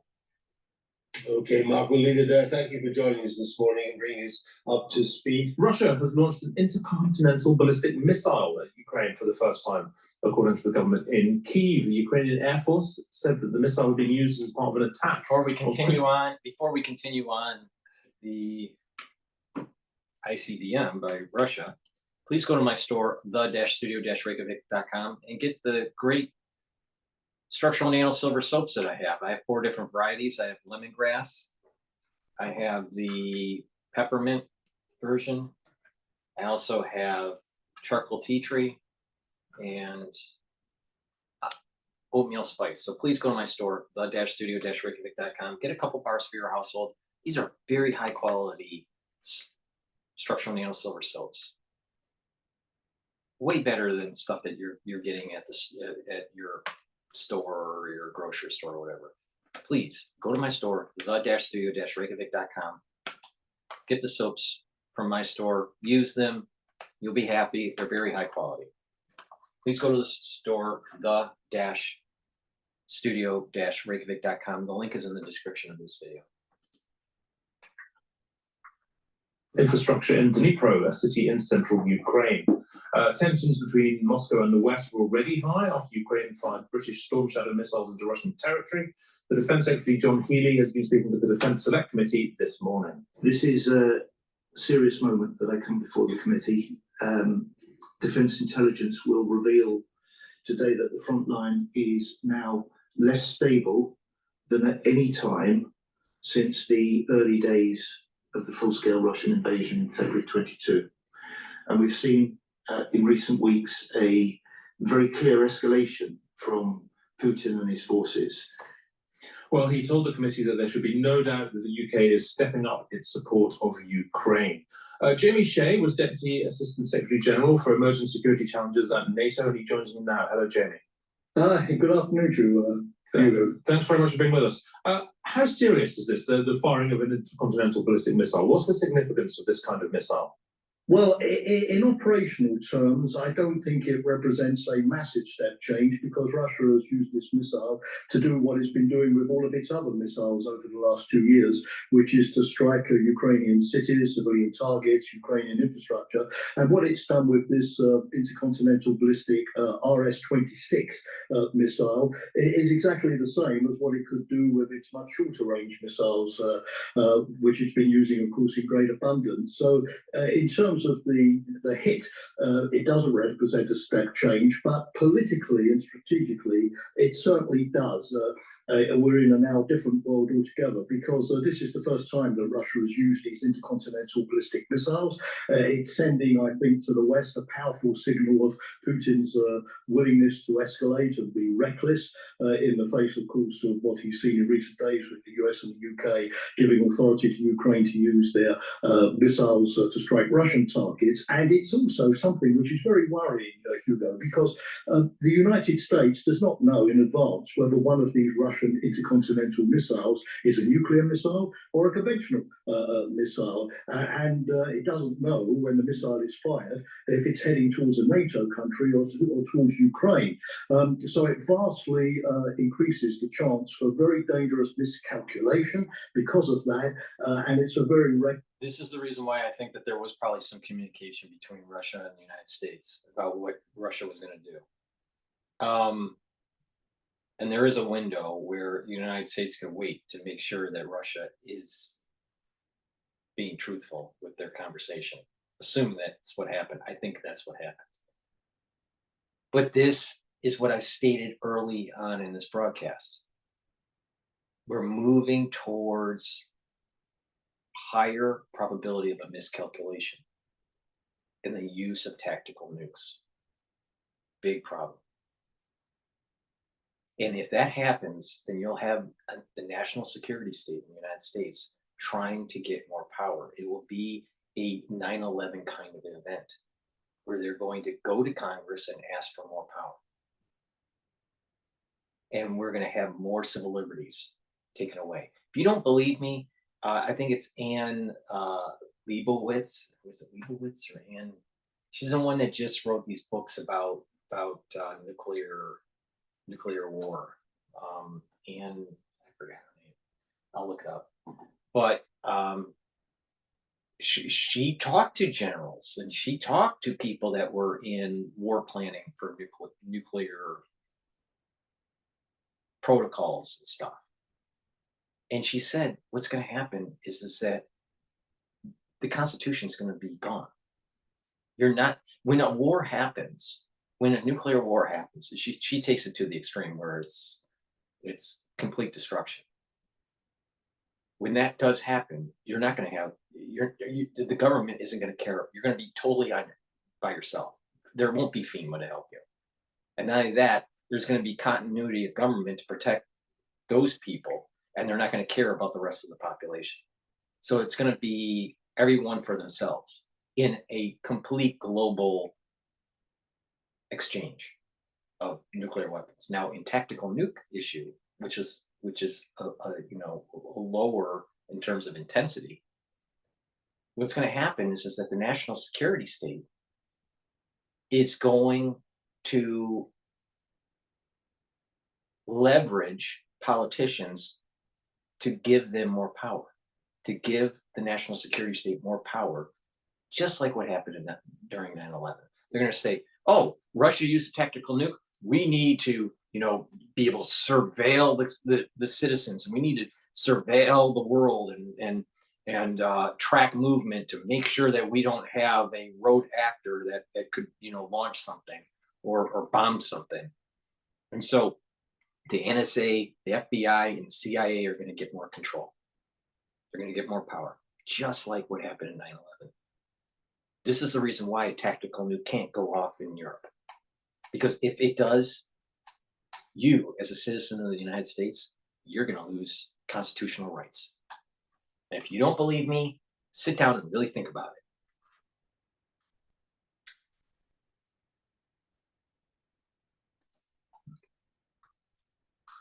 it. This a step forward by Putin. We're all obviously extremely worried about escalation in over Ukraine between the West and Russia at the moment. Jamie, is Russia more worried than we are? Well, the Russians, of course, have always been the ones to escalate first, invading Ukraine, of course, in the first place, and then, of course, stepping up the nature of their offensive to hit Ukrainian cities, civilian targets, and the like. Obviously, we're not interested in a negotiated peace, but on the drive to win the war. And what the West has done, of course, incrementally, is try to block that strategy by giving Ukraine access to higher quality weapons, from tanks, of course, first supplied by the UK, then to more sophisticated air defence, to F-16s, and now, of course, to the use of these ATACMS and Storm Shadow missiles. But, of course, Russia likes to control the narrative, and vis-a-vis his domestic population, and also vis-a-vis public opinion in the West, the notion that Russia tries to put out that we're responsible somehow, that it's NATO that's really attacking Russia behind Ukraine, and Russia is therefore the victim, and we're doing the escalation. It doesn't, of course, tally with the facts, but it's something where the Russian propaganda machine is well versed and believes that this works. So brandishing the nuclear option, which it did this week when the Kremlin approved a new nuclear strategy, plays into that game of trying to frighten us and trying to intimidate us. But you've got to remember, Hugo, that Russia sort of promised big countermeasures against the West back in February 2022, when it first invaded Ukraine, saying to us, keep out. We did keep out. We've been helping Ukraine to resist, and so far those so-called Russian red lines have not proved true in practice. But of course, going forward, always difficult to know exactly what Putin has in mind. Finally, Jamie, there's a piece in the Times today about Russia's hybrid warfare tactics, such as sabotage, cyber attacks and assassinations, and so on. How widespread do we think that kind of activity is already, and do we think it could dramatically increase? It's been widespread for years, Hugo, well before we had this major crisis with Russia after its invasion of Ukraine. We've had a whole series of sort of Russian disruption operations against targets both in North America as well as in Europe. Any 1 week you will see, for example, Russia jamming GPS navigation signals in the Baltic area, which have led to cancellation of civilian flights from Finland and Sweden into the rest of Europe. You've seen the interference with these underwater cables. We've had 2 big incidents this week in the Baltic where 2 major telecommunications cables have been cut, although not clear yet if that was done by Russia. The whole point, Hugo, about these so-called hybrid warfare tactics is you cover your tracks. We've seen disruption of energy infrastructure. We've seen sabotage operations, forest fires, the attempt to contaminate the water at a NATO base in Germany this past summer, assassinations, although, as we saw in the UK with the Litvinenko incident and, of course, the attack in Salisbury, those assassinations are often against Russian opposition members rather than against the Westerners. Then there's cyber disinformation. There's a whole panoply on which Russia can play, always denying that it's behind them, but to try to polarize the West into sow discord, and of course to try to interfere with the functionality of our system, which could then, final word, undermine our ability to defend ourselves. Jamie Shea, thank you very much. That was indeed, Times Jamie. Radio. I want to get the BBC perspective on the same issue here.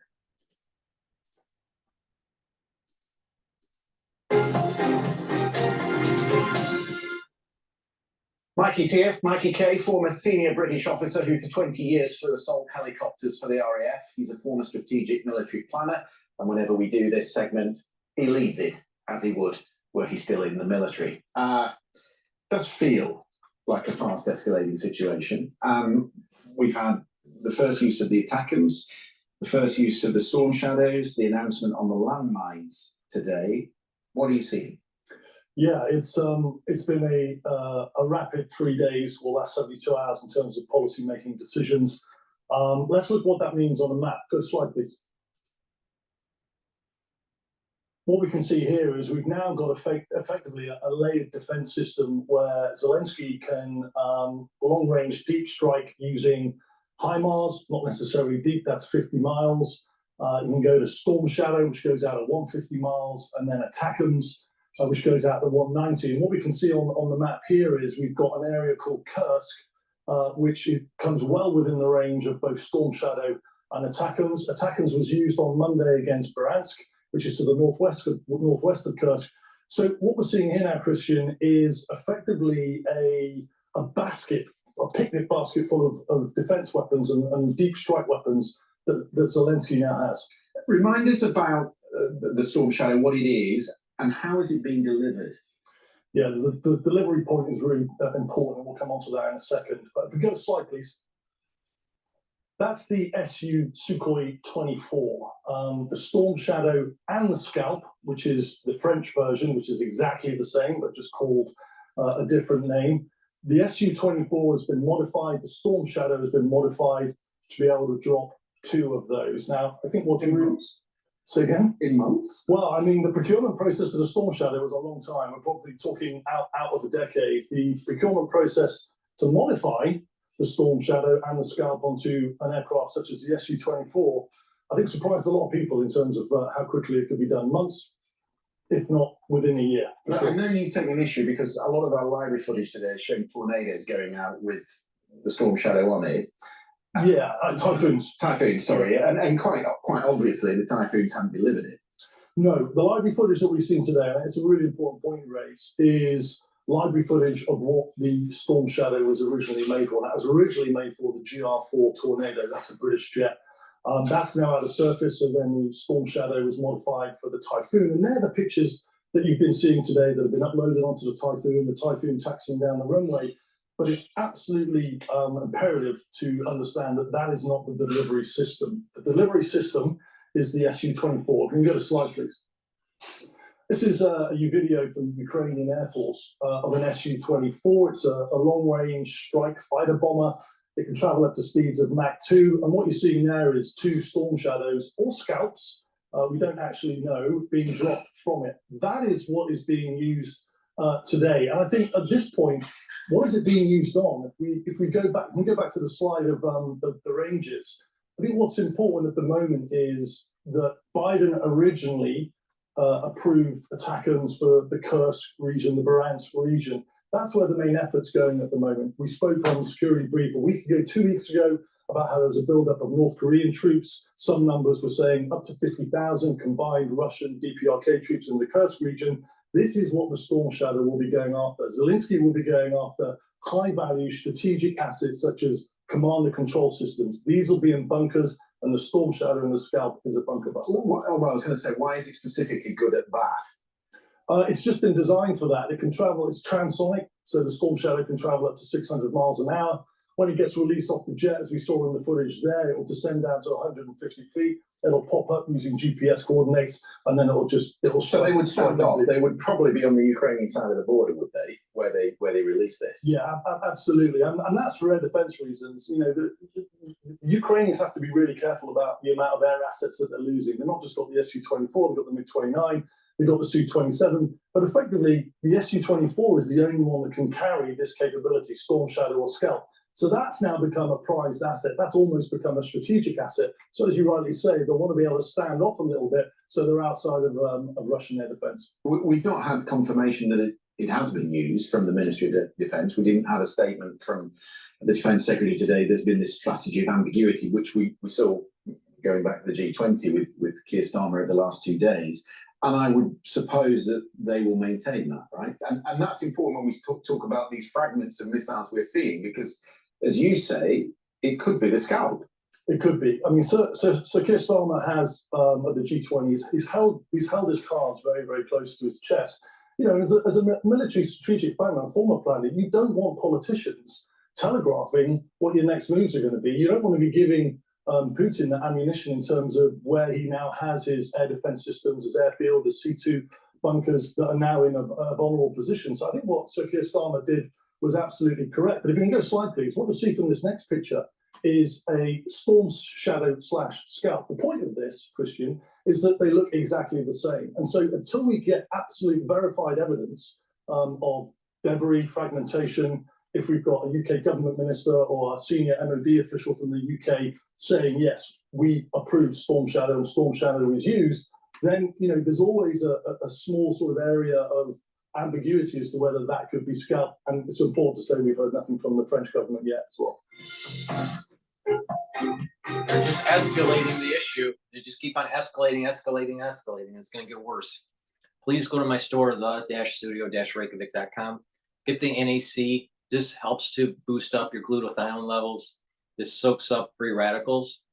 In addition, NAC helps to detoxify your liver and your kidney, especially if you're taking acetaminophen. And NAC helps to improve anxiety.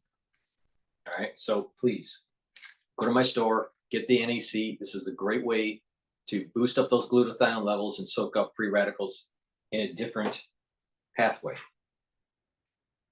With modern society, we're exposed to heavy metals, toxins, and chemicals. It's really important to detoxify your body.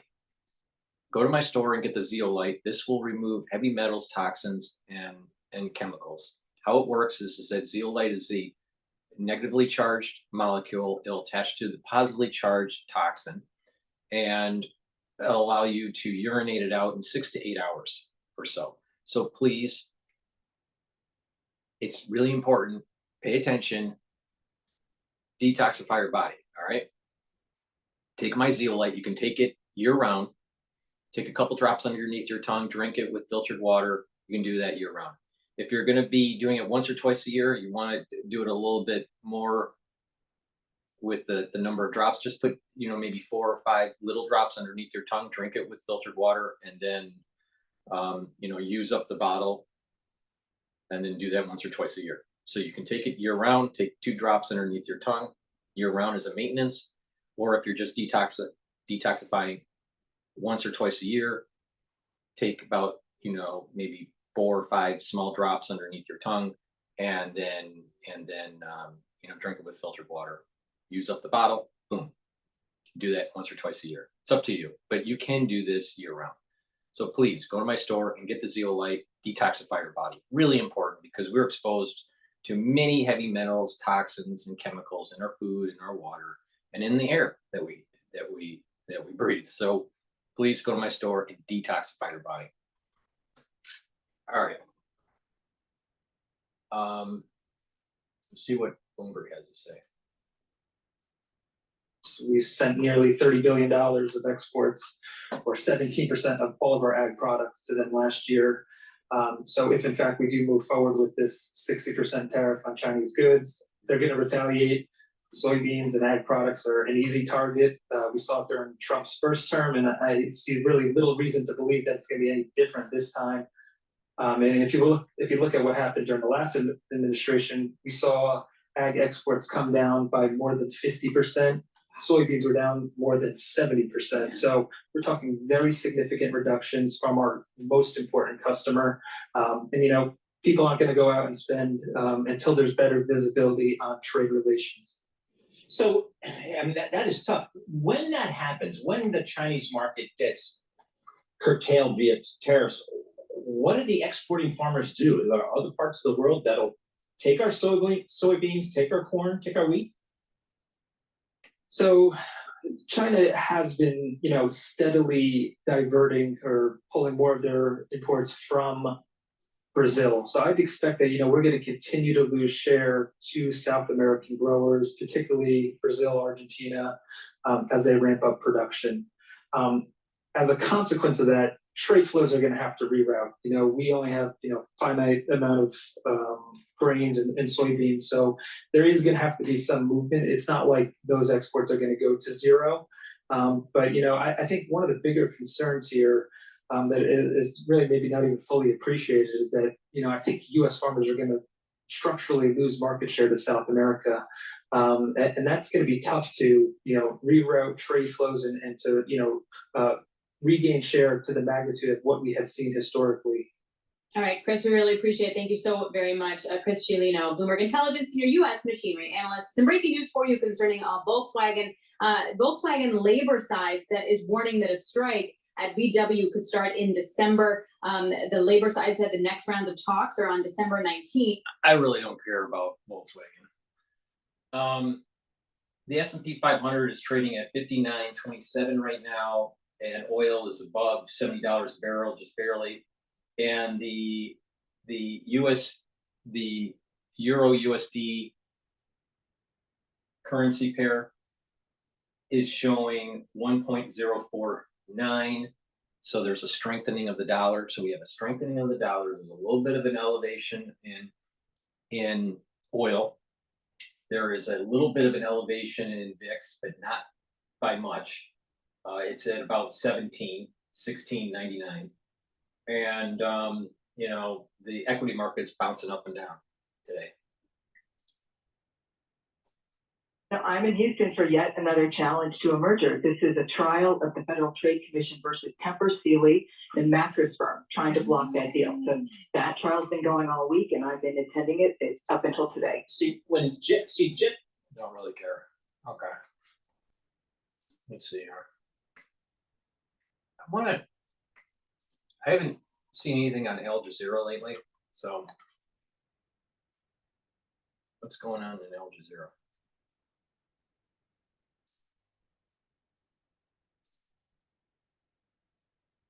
Commercial. Today's actually a really exciting day because we got to unfold one of these units right in front of a crowd of people. The ICC has no jurisdiction. This is something that it said back in May as well. Now, it is going to be coordinating with Israel as well as its international partners, it says, to discuss next steps. Now, having said that, one of the top Republicans in the U.S. Senate, Senator Lindsey Graham, who posted earlier that he was opposed to this decision, has since issued another post that is even stronger than the one he issued in the last couple of hours. He goes on to say to President Biden, as well as President-elect Donald Trump, as well as current members of Congress and those that are elected for the upcoming Congress that will be taking place in January, saying those that do not act forcefully against the ICC in this outrageous decision are making a huge mistake. And I fear that the United States is next. If we do not fight back, we are conceding that they have jurisdiction over the United States.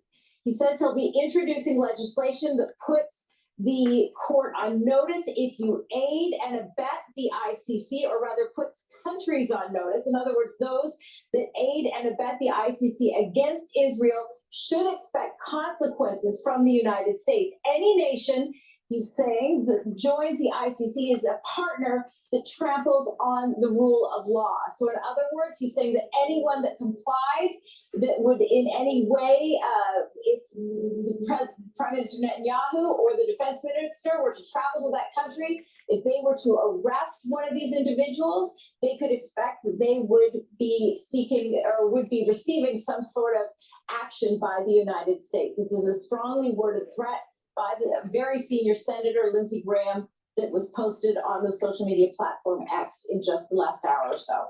Kimberly, I want to point out something that's actually 2 days old, but becomes even more relevant at the moment, from another U.S. Senator, Senator John Thune from South Dakota, who, as you know, will be the next Senate Majority Leader, right? The incoming one.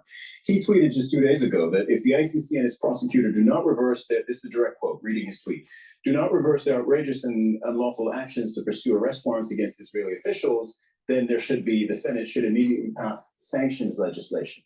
All right. Arrest warrants means the U.S. should sanction the ICC and the prosecutor. How serious is the U.S. threat of sanctions against an international court of law? Now, you got to remember what was going on with South Africa. Now, South Africa has big deficit issues.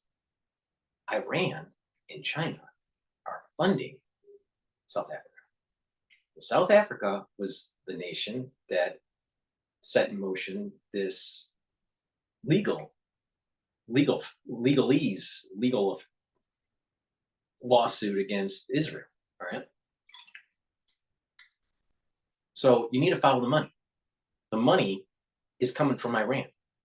But what's even weirder is that because of the Biden administration, given, rolling back some of the policies that Trump had with Iran, set in motion for Iran to have more cash flow. So it's some of that cash flow funnels into South Africa. All right. So there's even a bigger issue here. Not where just the money is flowing to the ICC, but should an international court have authority over a sovereign nation? Now, the way our Constitution is that's a no. That's a big no. So everyone is talking about ICC stuff. Do you really want an international court? Do you really want to have a uber government over your sovereign nation? I don't think so. It's extremely serious. I mean, first of all, it's saying that it, number one, doesn't recognize the jurisdiction of the court, which we know, but that in and of itself is hypocritical because it does recognize the jurisdiction when it comes to Vladimir Putin, which this administration has called a war criminal, and does recognize its jurisdiction when it comes to prosecuting Vladimir Putin for what it says are alleged war crimes when it comes to his invasion of Ukraine. Now, the other reason this is serious is because any sort of U.S. sanctions against the ICC prosecutor would mean that their property could be revoked. If they have property here in the United States, they could be prevented from conducting any sort of transactions with regard to their property. This could be hundreds of thousands, even millions of dollars. They could have their visas revoked, and they can also be prevented from traveling to the United States. So the implications for not only themselves, but also their family members as well. Perhaps they have family members studying in the United States, living in the United States. The problem with the ICC is it's too easier to hijack it by a nation.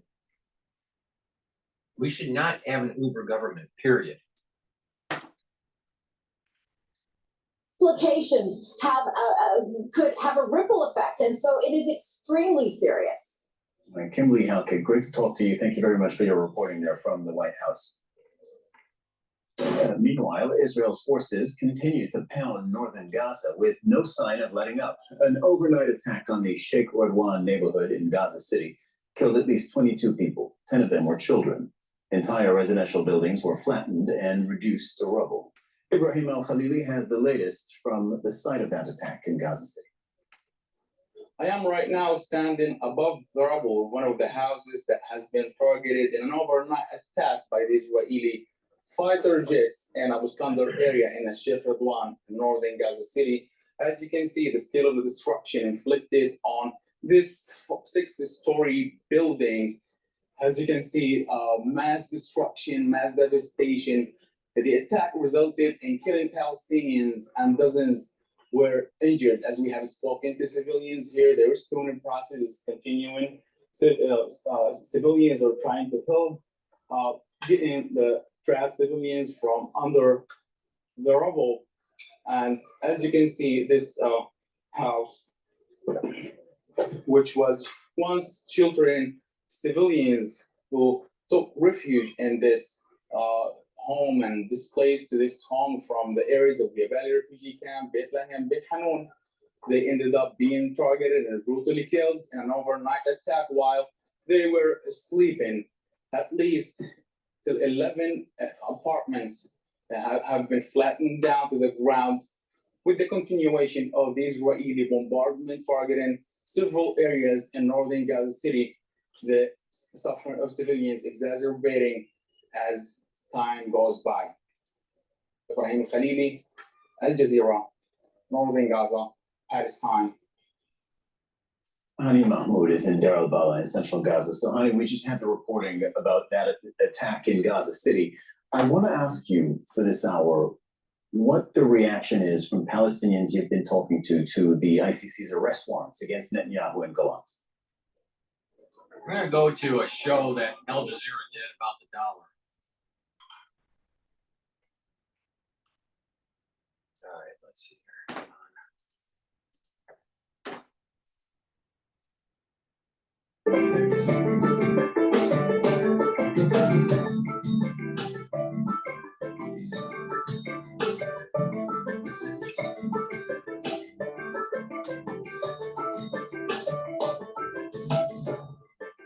Hello, I'm Adrian Finnegan, and this is Counting the Cost on Al Jazeera, your weekly look at the world of business and economics. This week, the US dollar has been on a roll, but for how much longer? We look at why the greenback has strengthened, and if that could spell trouble for the rest of the world. Donald Trump's tariff threats could help decide Britain's trade future, so should the UK pick sides between the US and Europe? Or can it strike deals with both allies? And Indonesia wants to become a high-income nation by 2045, but its middle class is shrinking. So what can help shore up the incomes of millions of Indonesian people? Donald Trump will soon be back in the top job, and the US dollar has risen on the back of his presidential election victory. It got a lot stronger, the strongest in a year, days after Trump was elected. The rally last week underscored the strength of the American economy in comparison to its world peers, known as American economic exceptionalism. And it makes it cheaper for many American shoppers to buy foreign goods and to travel abroad.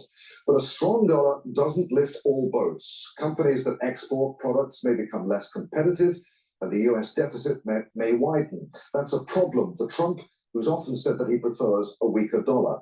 The greenback's rise could also create a lot of pain for the rest of the world, as Veronica Pedrosa reports. Donald Trump prefers a weaker exchange rate to support the growth of US exports and help reduce the country's trade deficit. But since winning the US presidential election, the dollar has skyrocketed, mostly in anticipation of his policies to impose tariffs on imports and cut taxes. Trump is known for growth policy, so I think that's why the market has been reacting positively because the he's pro-growth, so it will stimulate economic growth. However, having said that, pro-growth policy will also bring inflationary expectation to it because you are stimulating the economy. A strong dollar makes it cheaper for American consumers to buy foreign goods and to travel abroad. But for US companies, it means their exports become more expensive and less competitive in the global market. And for other countries dependent on trade with the US, they are bracing themselves for the effects of higher costs and a potential economic slowdown. 업계와도 긴밀하게 소통하면서 Given that we now have an anticipated policy direction, even before the Trump administration has fully launched, the international markets have already begun responding. So please monitor the markets carefully and prepare comprehensively. Trump wants a weak dollar, but his policies might have the opposite effect, which would not only impact the US, but the entire global economy. Veronica Pedrosa, Al Jazeera, for Counting the Cost. The continent expected to be hit hardest by the effects of a stronger dollar is Africa, where 9 countries are in debt distress, meaning that they can't repay their loans. Many of these loans must be paid in dollars, and a stronger dollar makes them more expensive. This forces countries to spend less on things like healthcare, education, and infrastructure. The rising dollar also increases the cost of imports. This can cause inflation to rise in countries already struggling. For example, South Sudan's inflation rate is 107%. Zimbabwe's is over 50% annually. Many African economies depend on exporting commodities like oil, gold, and copper. These are all priced in dollars, and a stronger dollar makes these goods more expensive for consumers globally, eventually reducing their demand and ultimately shrinking export revenues. This could be a major issue for countries like Nigeria, South Africa, and Zambia. Well, joining us now from London is Naeem Aslam, CIO of Zay Capital Markets. Really good to have you with us. Why would a Donald Trump presidential victory have strengthened the dollar so significantly? Thanks for having me. I think it was very much given that when Donald Trump, the president-elect, will take the office, dollar is going to become more stronger because he is very much pro dollar, and then he's going to make sure that dollar is going to remain the dominant currency. Now, as you've mentioned earlier, obviously stronger dollar is a major headwind for a number of emerging countries, the one that you've mentioned. However, there is a bit of a caveat to that, and that is, but if you are looking at oil prices, yes, dollar will become stronger, but then of course there are chances where we could look at dollar becoming a bit more weaker as well, which I will discuss in the later part. But first, let's look at from the commodity perspective, and then especially from an oil perspective. When the president-elect will take the office, what we are anticipating, They did this recording 1 hour ago. All right. Now, if you look at, or at least posted it, let me just put it that way. If you look at the dashboard right now, the dollar is strengthening, and it's now trading at 1.047.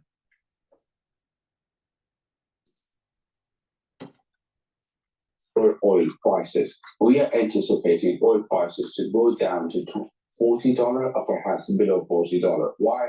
Because his policy is going to be very simple: drill, baby, drill. And that is what American oil companies are going to do. So that means we're going to have an abundant supply on the market. Now let's go shift back to your conversation about stronger dollar. Will we see a more stronger dollar, or why the stronger dollar has happened? The reason is, of course, what the Federal Reserve is, how the Federal Reserve is handling its monetary policy in relation to economic data. Now, yes, of course, Trump, on one hand, he is very much pro-dollar. He wants the dollar to remain strong. But at the same time, he is also an individual, or shall we say, an elected president who doesn't like interest rates to remain strong for a longer period of time. So there is this element, there is this concern among the investors and traders that when president-elect will take the office, he will exert more pressure on the Federal Reserve to cut interest rates more rapidly. So what does that entail? That entails that the current strength, which everyone is worried about in the emerging market, may no longer be that much of a significant threat for them. In fact, we could be looking at a situation where we have a weaker dollar and also lower commodity prices. So I just want to pick you up on something you said there. You said that Trump is in favor of a stronger dollar. He's made it clear in the past that he would prefer the dollar to be weaker. Are there lessons for the incoming Trump administration from his first term? All right, the dollar strengthened when he was first elected in 2016. A year later, it was something like 10% lower. He's inheriting a very different economy this time round, isn't he? I think Trump is very lucky in terms of inheriting the economy, because when in his episode number 1, he came from Obama administration, right? So he inherited an economy which was coming from an Obama administration. The economy was on a very strong footing.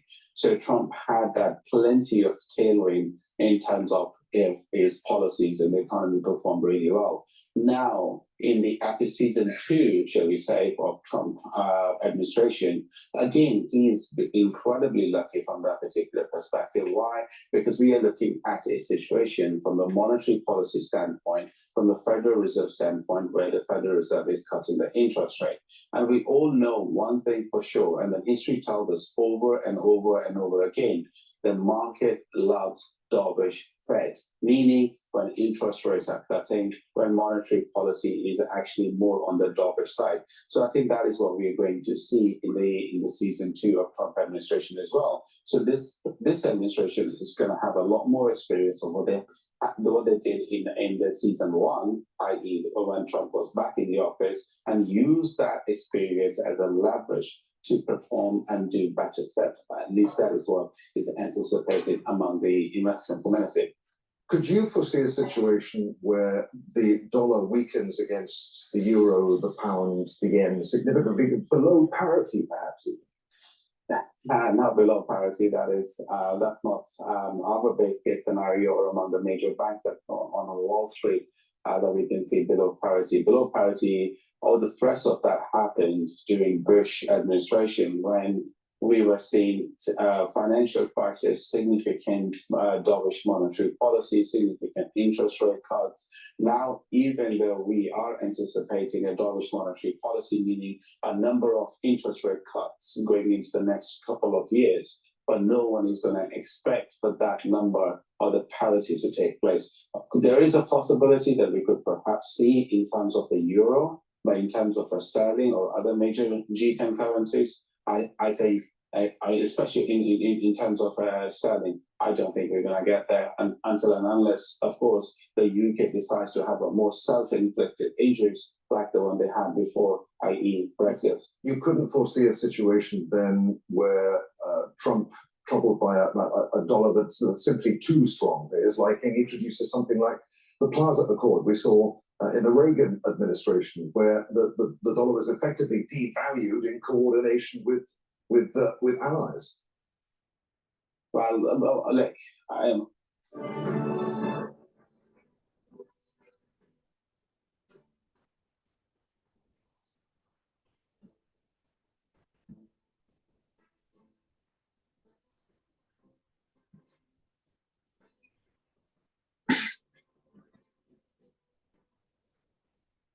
Well, look, I'm glad that you brought those particular points, and they're very interesting points.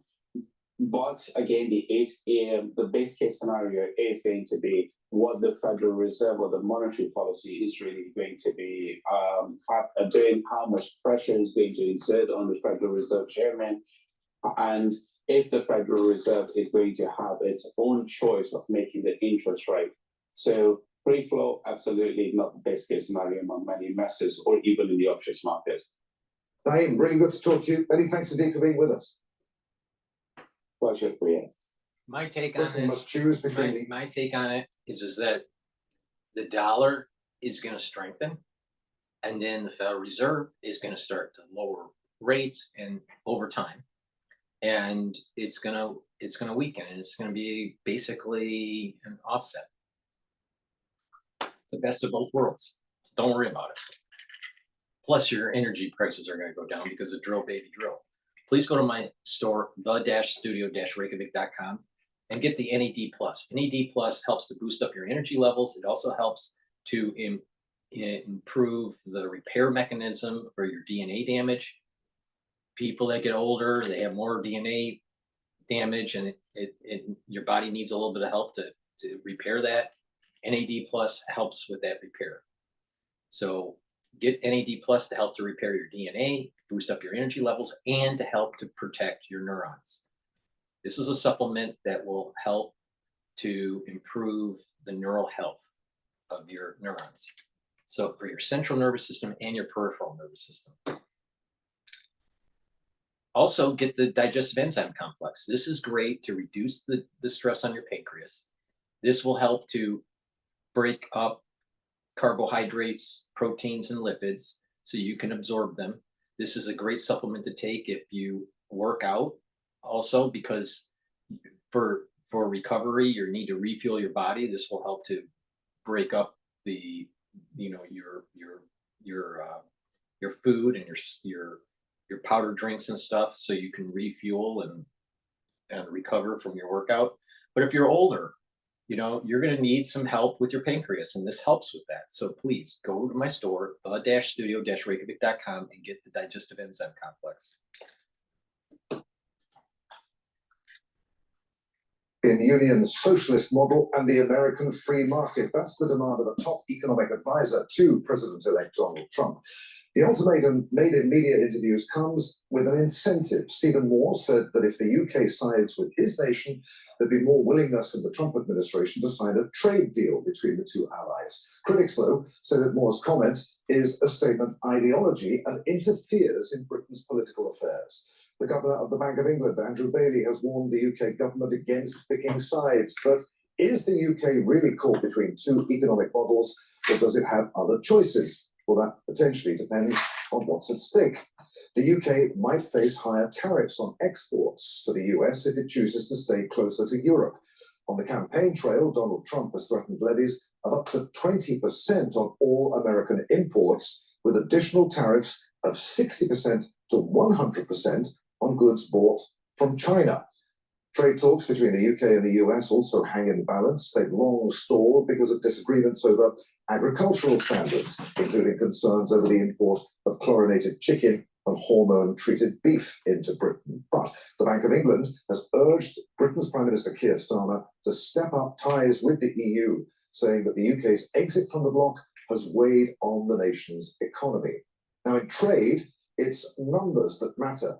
Commerce between the UK and Europe is 3 times larger than between the UK and the US. Taken as a bloc, the EU is the UK's largest overall trade partner, accounting for 43% of trade, while the US is Britain's single largest trade partner with more than $388 billion worth of goods and services this year.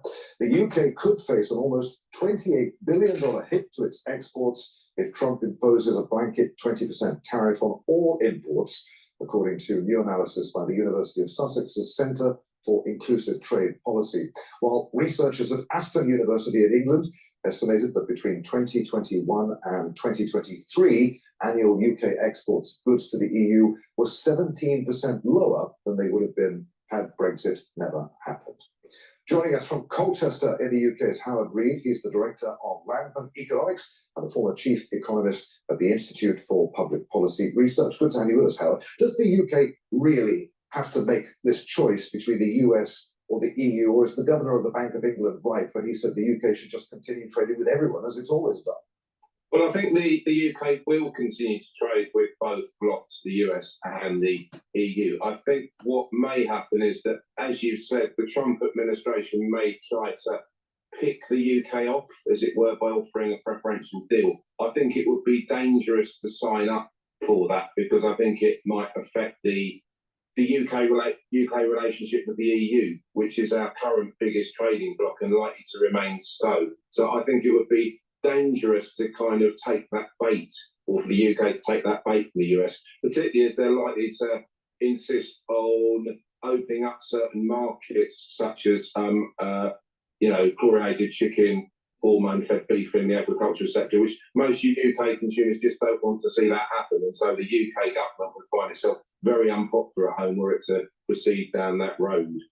Okay, as you say, Britain would always be the junior partner, given the size of the US economy, in any trade deal. Is it really worth Britain's while? And you mentioned the issue of hormone-treated beef and chlorinated chicken. Would the British public stand for it? I think they really wouldn't stand for it. Well, the British public wouldn't stand for it. I mean, poll after poll has showed they're really opposed to these kind of products entering the British market. And also, I don't think the UK farming sector would stand for it. The UK government's currently in a kind of dispute with the British farmers over changes to inheritance tax. The farming lobby has kind of exaggerated this because most farms in the UK won't be paying inheritance tax, even though it's been imposed on like really big farms. But at the moment, it's probably the worst possible time for the British government to get into a dispute with its own agricultural sector. And so I think it's very unlikely that Keir Starmer and the UK government will take up the US on that sort of preferential trade offer, even if it was actually offered. And obviously we don't know yet what the Trump administration will actually do. So which would cost the UK economy more, failing to address the gap caused by Brexit, or the 20% tariffs that Trump is threatening on all goods imported into the US? Well, I would say that the UK needs a closer trading relationship with the EU more than it needs a closer trading relationship with the US. And so, I mean, even if we went along with some of what the US or Trump was suggesting, Trump is a very kind of capricious and wild card character, very difficult to second guess. His policy is probably going to lead to significant costs for the US economy, probably boost inflation in the US. So we may find that in a few years, the US economy is currently doing better than the EU in terms of growth of GDP per head, but after a couple of years of Trump, that might no longer be the case. So the EU might begin to look like a much better option for the UK. And obviously we had Brexit, which was a big kind of case of shooting ourselves in the foot. Whilst I don't think we'll be able to rejoin the EU anytime soon we can at least push for a closer trading relationship with the EU, and I think that's definitely what the UK should do. I wanted to ask you about that. If Trump imposes these 20% import tariffs on all goods coming from the EU, to what extent does the EU need trade with Britain, to the extent that they possibly will give Britain more favourable trading conditions? Well, we might get more favourable trading conditions, but that deal is going to come with significant strings attached if we get a deal of that nature. And I think it would probably be in the UK's best interest to reject that and instead push for closer trading links with the EU, which is already a much bigger trading partner for the UK than the US is. So we'll probably end up getting 20% tariffs across the board for both UK companies selling into the US and EU companies selling into the US, but we may be able to offset that with better trading arrangements with the EU, because the Brexit we got in 2019-2020 was a pretty hard Brexit, and our trading status with the EU isn't that great right now, and we should really be looking to improve that. Really good to talk to you, Howard, on Counting the Cost. Many thanks indeed for being with us. Thanks very much. Nice to be here. Thanks. The return of Donald Trump is also expected to reshape relations between Washington and China. As you heard, Beijing could face up to 60% tariffs on its exports to the US, but a Chinese-backed megaport in Peru could create new routes that will bypass North America entirely. The project is part of China's push to increase its influence in Latin America, traditionally seen as the US backyard. But last week, the presidents of Peru and China inaugurated the $3.5 billion Chancay port, which is intended to boost trade in the Asia-Pacific region. Peru is hoping the joint venture will transform it into the largest trading hub in South America. The Sarah Gill reports. A once small fishing village has been transformed into a mega port city. The $3.5 billion private venture between China and Peru is the start of a new global trade partnership. It's one that Peru's leader hopes will transform the country. Peru will be key in the maritime routes of global trade, which will turn into more investments, more trade and development for our country. Let's skip that. The port's construction. All right, let's go to CNN here. Luis Moreno Ocampo is a lawyer who served as the first prosecutor of the ICC from 2003 to 2012. Rosa Friedman is professor of law, conflict, and global development. So we're going to be going over the ICC issue with Netanyahu, but before we do that, please go to my store, the-studio-reykjavik.com, and get the resveratrol. This is an antioxidant, and it's a great way to soak up free radicals and get rid of senescent cells. And I have the Goodnight formula, which is really important to take, on a regular basis or daily if you're having problems sleeping. It has tryptophan and melatonin in it, and many other, supplements that'll help for you to have a restful sleep, consolidate memory, detoxify your central nervous system, and go into REM cycle sleep, which is really important to consolidate the memory. So please go to my store, take the Goodnight formula, and good restful sleep regularly is going to slow down the aging process.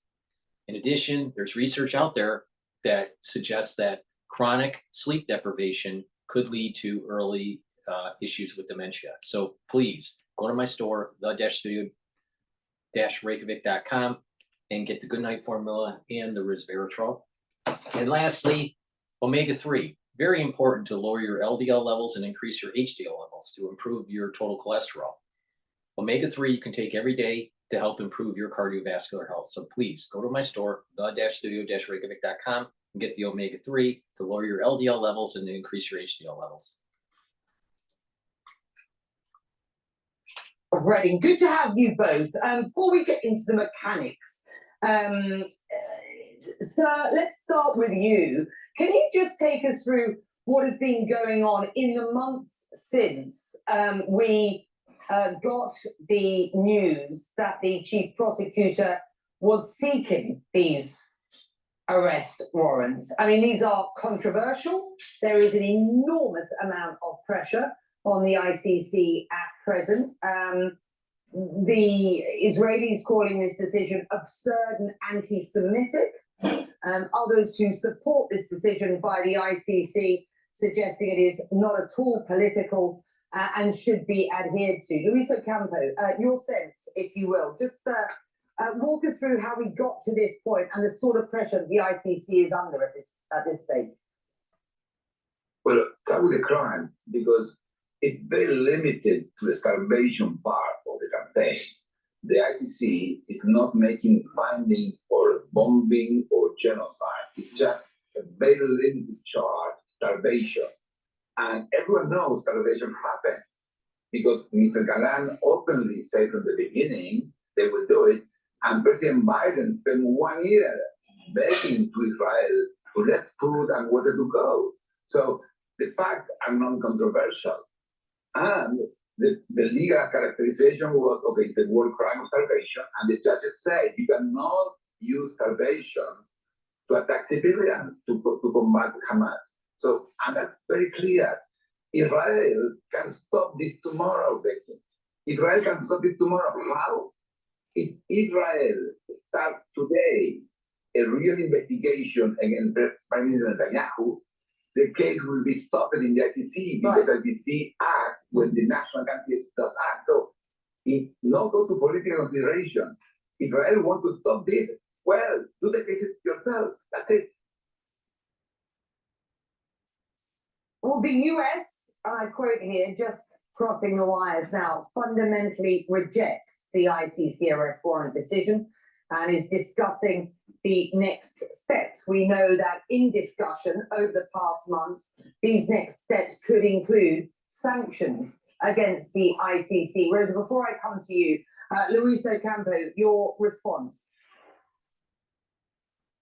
Well, President Biden was begging Prime Minister Netanyahu not to commit crimes, and now he said, okay, but I don't care what that he said. I think it was a mistake, but I think President Trump is a very smart person, so he will find alternatives, because it's ridiculous that U.S. go against the world, expose itself protecting crimes, when Israel can stop this tomorrow.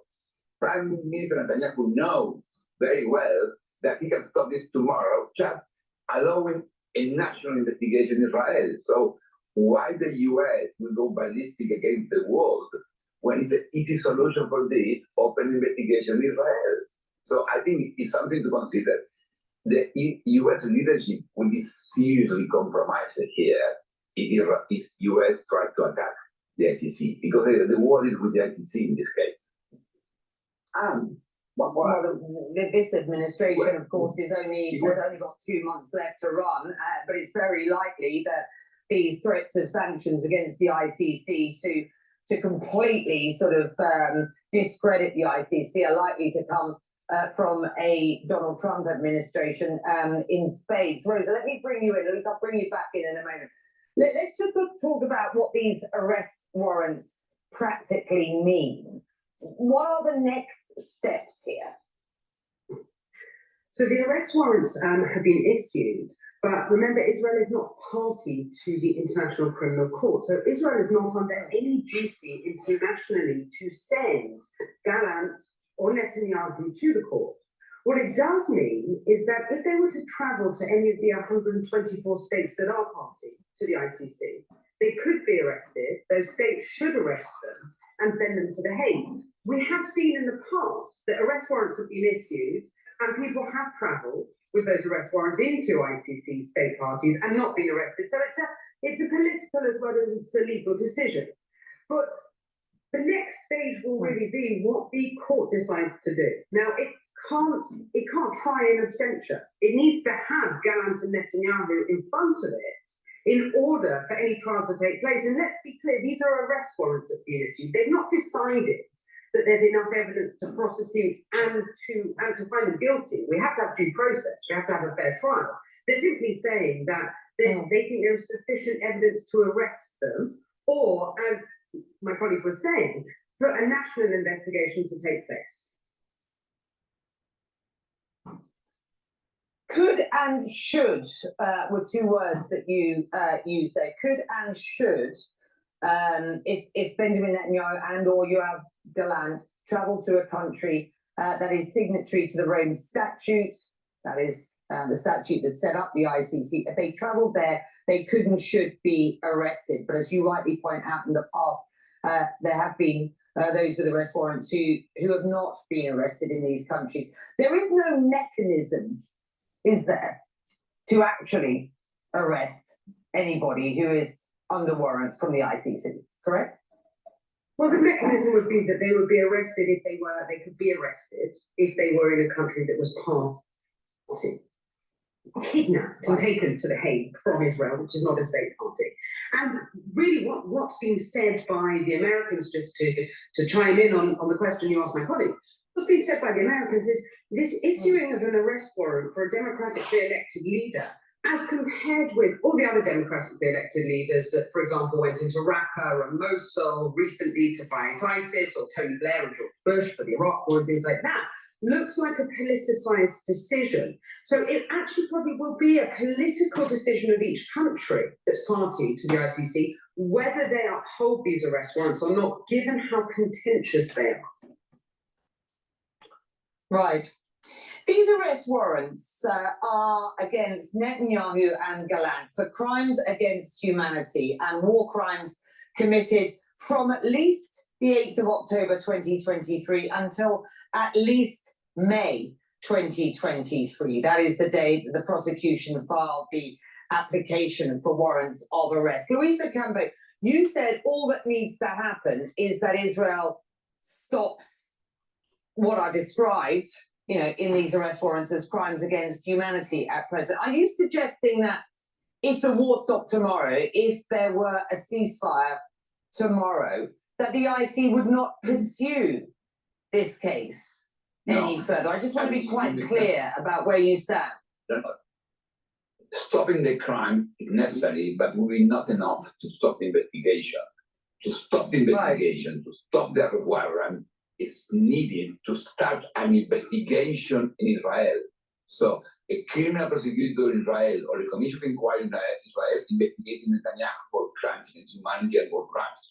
That is the measure to stop that. And that way, for me, I don't think this is politically, because the court also indicted President Putin. The court could indict Maduro. So the court is in the US, you see as friends or enemies. The court see as criminals, not criminals. That is a different standard. And so that's why I think it's very important for President Trump to understand, okay, if you want to do something with Maduro, the court could help you.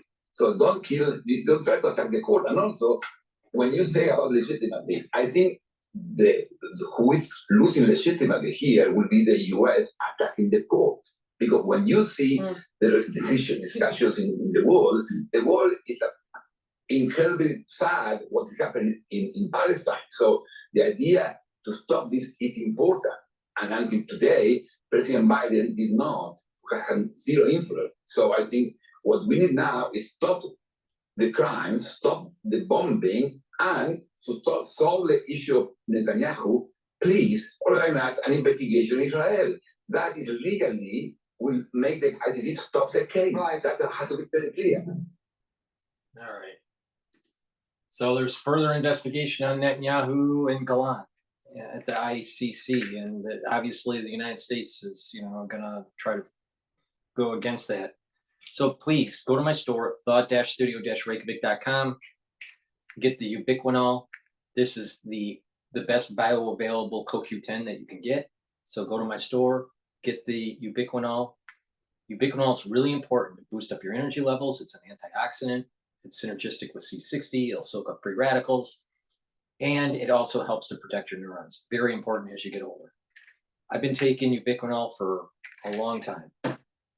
Many years, decades. So, it's really important to take CoQ10, and ubiquinol is the best bioavailable CoQ10 you can get. Vitamin B complex, very important to take. Helps with cell metabolism. It also helps with your electron transport chain to help boost up energy. And it helps with neurons. As you get older, your neurons don't function as well, and you're going to need vitamin B to the different vitamin Bs to help protect those neurons. So please go to my store and get the vitamin B complex.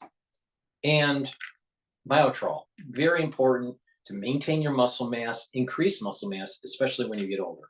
This also helps to improve your mitochondria. So these are all synergistic. And, you know, Biotrol is synergistic with vitamin B complex and the ubiquinol. All right. But Biotrol will help build muscle, maintain muscle, very important as you get older. And let's say that you're an athlete or you work out regularly. Taking Biotrol is going to help you build muscle. So please go to my store, the-studio-reykjavik.com. It also has lignans in it, so it will help to reduce inflammation and soak up free radicals as you're working out. So that's important too. It has flavonoids and polyphenols in this. So please go to my store, the-studio-reykjavik.com, and get the Biotrol. Okay. All right, what's going on with Bloomberg here? All right, see what happens. The Unilever is spinning off something. Be potentially down. So I think that sounds like a sensible number. We've been telling you to do about 3% again, which is pretty much what you get for a food company, frankly. Looking at global GDP and population growth, what you get. So is the path of least resistance for a company like this big, and I'm also kind of thinking about Nestle too, like just the really huge European consumer giants. Is it going to be about trimming fat? Is it going to be about slimming down and not be this massive conglomerate, but be more specialized? Well, it's interesting. As you have said that some of the personnel they were potentially going to let go from the overall business has been put into the ice cream business there. We don't know a lot of the details on that at the moment, but as I say, you've got a very big distribution network of frozen food, which needs people to deliver to millions of small shop owners around the world. You know, where you've got those Unilevers, basically Unilever freezers, so to drive that impulse business, which is where you make the margin. It's very difficult to take fat out of that. But I think that's part of the reason why maybe private equity didn't see eye to eye on value. But actually, if you get that right, and you've got the product in place when people want to buy it, then you can make significant money. So I think it's just really about getting the innovation right, making sure the product is where it should be, and actually just achieving what a good business should do. Which, to be fair, I think on the whole, the ice cream business have done. Probably do very well, I'm afraid.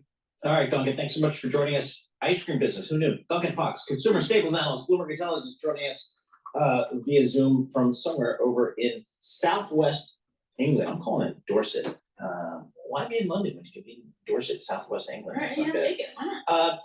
The ice cream business, kind of a GDP kind of growth business. So I didn't know there was the year-to-year fluctuations based upon weather. I didn't know that was a thing. No, I didn't know that was a thing either. Interesting. All right, so we're gonna have more coming up, but that was a good couple hours here on Bloomberg Intelligence. We're taking a look at the earnings, pretty much wrapped up for global Wall Street here. Now I think probably the focus goes back to kind of some news out of Washington, D.C., policy on economic policy and others, as well as some of the global economic news. And so they're going on commercial. Let's see over the coming weeks. All right, what does Stephen Miller have to say about Trump?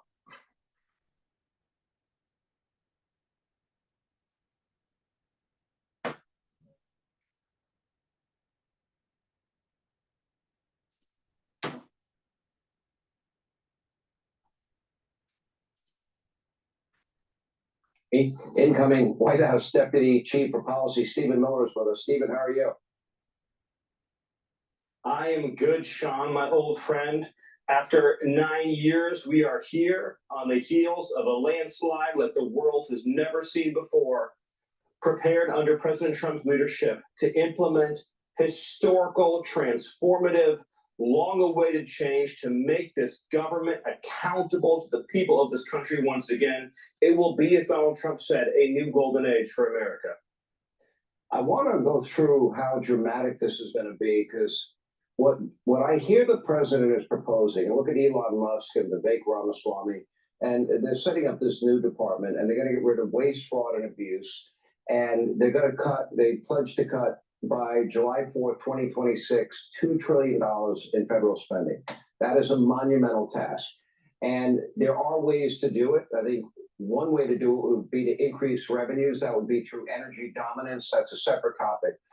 But this is transformative, what the president's talking about.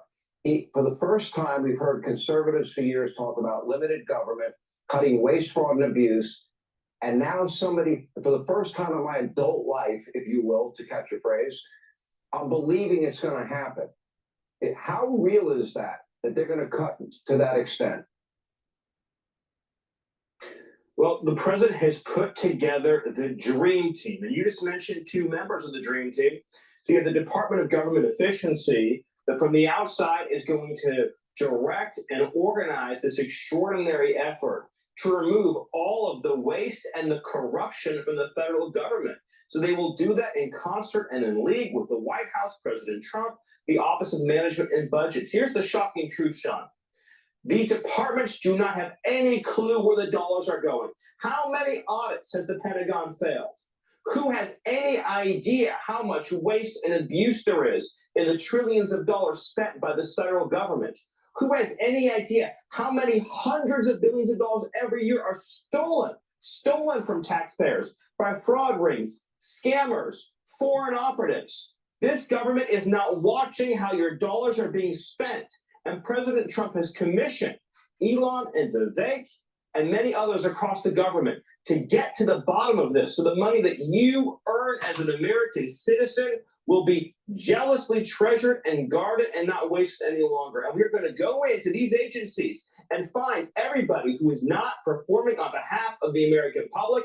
And we're going to say, if you're not providing that service, if you're not serving the public, then you can go. The border has been a big issue. How quickly, in your estimation, can that border get secure, number one? And we have known terrorists in the country. We have people that have murdered Americans. We have the Lake and Riley trial going on right now. Dozens of dead Americans murdered by Harris Biden, unvetted illegals. We have dozens of Americans raped, hundreds and hundreds of victims of violent crime. We have gang members. We have cartel members in this country.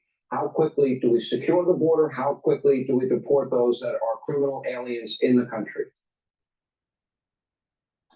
It's going to be at light speed, Sean. The moment that President Trump puts his hand on that Bible and takes the oath of office, as he has said, the occupation ends, Liberation Day begins. He will immediately sign executive orders, sealing the border shut, beginning the largest deportation operation in American history, finding the criminal gangs, rapists, drug dealers, and monsters that have murdered our citizens and sending them home.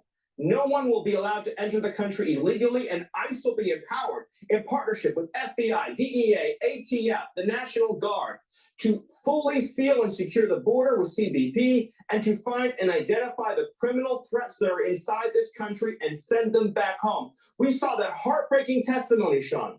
Laken Riley, that precious, beautiful young woman, fought for her life against an illegal alien imported by Biden-Harris. For 18 harrowing minutes, she fought for her life. And we are going to honor that extraordinary woman. And we're going to honor every victim who has suffered. Under President Trump's leadership, we're going to honor that suffering by unleashing a righteous wave of justice and sending these criminal migrants back home. How do we ensure that the weaponization of the Department of Justice never happens in this country again? And that means it shouldn't happen to Republicans. It shouldn't happen to Democrats. How do we get rid of political operatives that have deviated from their original mission, that are inside important groups like the FBI or our intelligence community? How do we find those actors that are loyal to Clapper and Brennan and Comey, the deep state operatives, as we call them? Well, dismantling the deep state and restoring democracy is going to be another urgent day one mission. Look, the Department of Justice and the intelligence community has undermined and sabotaged our democracy. They've tried to stop Donald Trump through third state despotic means. President Trump winning this election has also won a mandate to fundamentally reform the Department of Justice, the FBI, and the entire intelligence community. Tulsi Gabbard at the Directorate of National Intelligence will lead the effort to find those bad actors and to ensure that the intelligence collection process across all 18 intelligence agencies is done only to protect Americans, not to persecute them. At the same time, Matt Gaetz at the Department of Justice will reform DOJ to turn it again into the world's premier crime-fighting organization, not an arm of the Democrat Party. And we will find an FBI director who is going to likewise lead an effort to get the FBI back to basics, find criminals, find cartels, find gangs, find terrorists, and put them in jail or send them home. But do not use the awesome powers of the FBI to try to rig our democracy, as has happened in recent years. This is why President Trump is indeed the greatest champion of democracy in modern American history, because he weathered the attacks, he withstood the assaults, and now he stands here on the verge of taking the oath of office, prepared to make these agencies, make departments once more answerable and loyal to the citizens of this country and to no other interest but them. If there are some cabinet appointments that become troublesome, will the president use the recess appointment process? Yes, the president has won a mandate and he will use all lawful constitutional means to fulfill that mandate on behalf of the people who voted for him in record numbers. All right, Stephen Miller, are you getting a new office this time? Just checking. It should be a nice office, Sean, but that's not what I'm focused on. We just want to get the job done. No, get a bigger one this time. That's my humble. Please go to my store, the-studio-reykjavik.com, and get the vitamin D. Vitamin D is vitamin D3 is very important as a gene expression cofactor. It helps with cellular processes. It also helps to get cells to go into apoptosis. And vitamin D3 helps with calcium absorption. Vitamin D3 is synergistic with K2, MK7. So vitamin K2 that I have on my store now is great. It's a dual purpose product. It helps with cardiovascular health, but also with bone health. So please get the vitamin K2, take it every day, and get it with the D3. They're synergistic. You're going to get better results. Please go to my store, get the K2 and the D3. Great stack. And nattokinase. Nattokinase is a great supplement to take. It lowers LDL levels and increases your HDL levels. And it's fibrinolytic, so it reduces the chance of clot formation. So please go to my store, take nattokinase on a daily basis to improve your cardiovascular health. And these are synergistic, all right? Nattokinase, K2, and D3. So please go to my store, the-studio-reykjavik.com, and get the supplements. All right, let's see what Nikki Haley has to say about Tulsi. Welcome to the wonderful world of Wilton, where anything is possible. A place where you're free to... This is not a place for a Russian, Iranian, Syrian, Chinese sympathizer. DNI has to analyze real threats. Are we comfortable with someone like that at the top of our national intelligence agencies? Now that was her podcast. That's Nikki Haley's podcast, all right? Now, Nikki Haley's all about herself. It was obvious during the primary. She's aligned herself with the deep state to try to deep six the candidacy of Trump. When she was in the administration for Trump, first term, she was always trying to promote herself. If you don't believe me, just read Pompeo's book or read Jared's memoir. And I'm telling you, Nikki Haley is all about herself, and she's aligned herself with the deep state. She's pissed off that she wasn't brought into the second term for Trump's administration. And she's going to try to demonize another woman that seems to be America first. You know what, Nikki Haley, you got some serious issues. Of course, CNN will promote her. National Intelligence, Nikki Haley, who of course took on Trump in the primary, but then ultimately endorsed him, criticized Tulsi Gabbard for meeting with Syria's Bashar al-Assad and argued that Gabbard repeated Russian talking points. Gabbard, a former Democrat, left the party in 2022, and she's since become a staunch supporter of Trump, serving on his transition team. If confirmed by the Senate, Gabbard would become the head of the nation's intelligence agencies. Her confirmation, though, might be an uphill battle. If we bring in somebody like this, who smells to other intelligence agencies like someone who will compromise their sources and methods and be far too cozy with Russia and other adversaries, then they're going to hold back information that could be really. Think about that.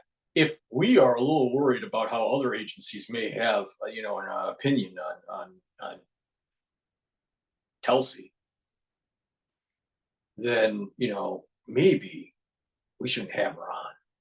The whole point of bringing her on is to restructure the national security state because it's gotten out of control. Just like how Stephen Miller was talking about, you know what, you're wasting taxpayer dollars and we need to start truncating bloated government. This is the same problem, but it's even more nefarious because the national security state wants power and erode your constitutional freedoms. If you don't believe me, that's exactly what happened right after 9/11. And oh, by the way, as technology starts to come online with AI and the internet, and high speed, cabling and all this stuff, right? They can do track and tracing more. They can, surveil the citizens more. Why does the NSA need to build a gigantic server farm to collect your data and use your taxpayer dollars to erode your constitutional freedoms? You know what? I want people to truncate the NSA. This guy obviously has been compromised. I don't know who he's been butt fucking, but it's obvious that he's compromised.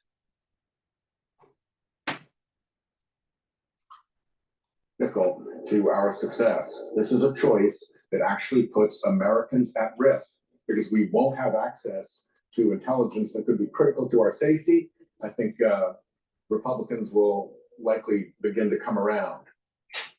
So this is one of those picks, Alex, that. See what it is, the national security state goes to the senators and they're basically saying, we don't like this person because they're not inculcated with our culture of eroding your constitutional freedoms. So make sure that you deny them. The national security state needs to be gutted, absolutely gutted. Mike, you alluded to this, right? It's fallen kind of off out of the headlines in many ways because of the salacious things going on with other cabinet picks. But Tulsi Gabbard is someone who, and in fact, let me just play this. Get it out of your mouth, honey. Back in 2019 about Bashar al-Assad, and I asked her if she thinks that he was an enemy of the United States. Here's what she said. Take a look. Do you think Assad is our enemy? Assad is not the enemy of the United States because Syria does not pose a direct threat to the United States. Now, of course, why that comment and framing is noteworthy, especially in this context, is because of the ties between Assad and the Russians and the realities of where we are now. Is there a world where there is a national security contingent in this? What about the plan right after 9/11 to try to take over Iraq, Syria,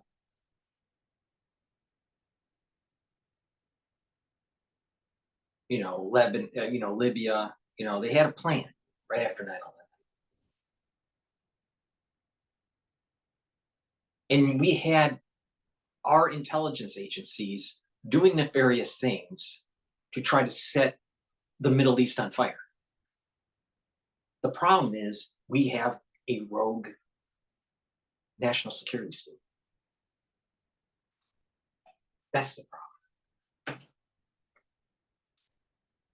that start to take this So it's gonna be nomination Russia, more Russia. seriously? Yes, because she is one of the biggest critics of the current, not just national security state, but sort of American foreign policy establishment that you've had in many decades for perhaps, ever. Like the only thing I can even think close to is, the 70s post-church committee stuff. And that's why you're going to see people like Mitch McConnell take a very close look at her record. But, for Trump's base, the fact that she's getting criticized by Nikki Haley is a feature, not a bug.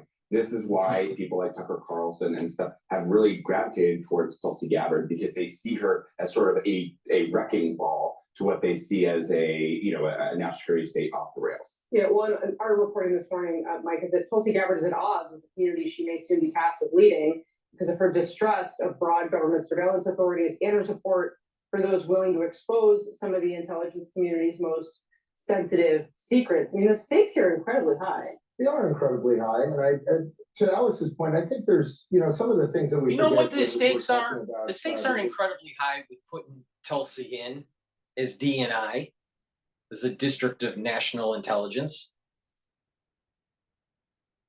That's not what we need to worry about. We need to worry about the out of control national security state leading us into wars. Most of the fucking wars that we have had in my lifetime is because of the fucking CIA.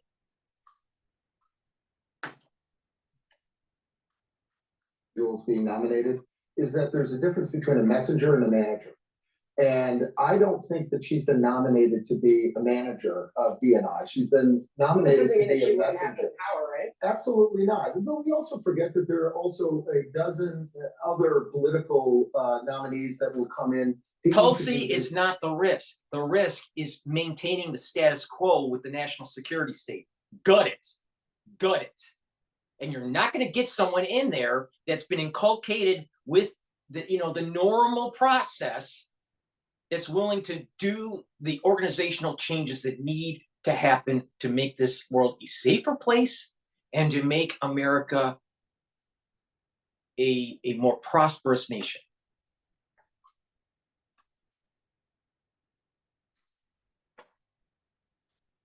Is to run it. But again, going back to the point, for not a feature, not a bug, she absolutely personifies a lot of what the Trump campaign was saying vis-a-vis the defense industry, but also the national intelligence. What's wrong with I that? think a lot of these nominations, whether it be Gaetz at DOJ or Tulsi Gabbard, it's a way of the Trump administration is saying this time it's going to be different. Whether she makes it through, because there's a lot of hurdles for her to get through in the Senate, is another question. The one thing I will say is I absolutely agree, because Donald Trump himself is the one who's been having phone calls with Vladimir Putin. I mean, so Russia. Such a stretch. We're all talking about her as if she is in isolation. The fact that he is nominating her. I'm going to commercial. Please go to my store, the-studio-reykjavik.com, and get the multivitamin. You need this multivitamin. It's easy to digest. It's really important to take every day. Multivitamins are cofactors for enzymatic activity, so you need that for proper cellular processes. So, and this is easy to digest, so please go to my store and get the multivitamin. Vitamin C, really important to take on a daily basis, especially during the cold season. If you're not feeling so well during the cold season, take a double dose, drink it with filtered water.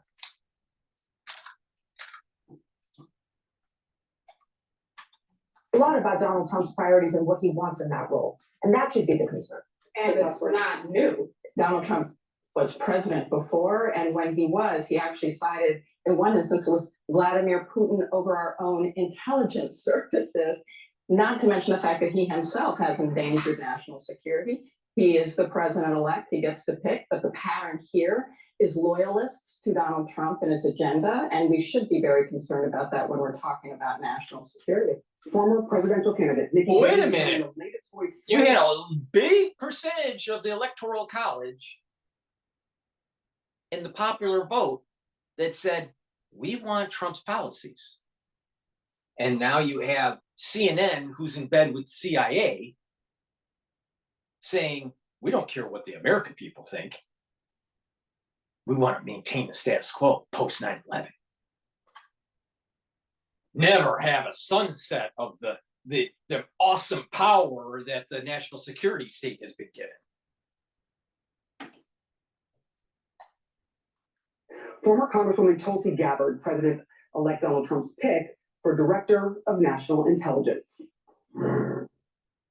DNI, Department of National Intelligence.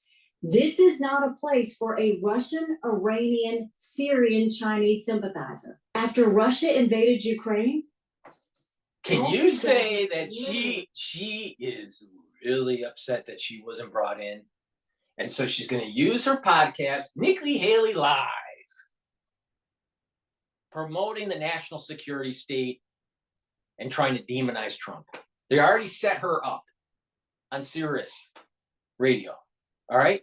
So for our next 4 years, she's going to be nothing but anti-Trump, pro-national security state, so she can fucking run in 2028.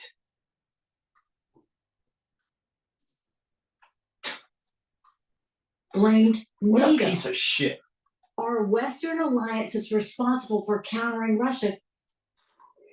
CNN's Katie Bo Lillis joining me now. Katie Bo, you've got some new reporting for us on Gabbard's history and really being at odds with the agency that she could soon lead. What are you learning? Yeah, Sarah, what's really fascinating about Gabbard is that if confirmed, she will be perhaps the most markedly or most publicly anti-surveillance official to ever lead the part of the U.S. government that is tasked with doing surveillance on foreign entities. In 2020, back when she was still a Democrat and she was in Congress, she introduced a series of bills that would have been pretty profoundly antithetical to how the intelligence community thinks. Two of them were aimed at persuading the government to drop its prosecution of Edward Snowden, the former National Security Agency contractor who revealed the existence of both Snowden and Assange showed to the American public the problems with the national security state. Unfortunately, we had many people in our government that tried to silence them, not just with their speech, but of their life. The national security state is out of control. And oh, by the way, the crisis that we went through in 2020, oh, the national security state was a big part of it, a big part of it. All right. The crisis that we went through in 2020, guess what? They went to social media. They went to mainstream media and they try to silence people like me.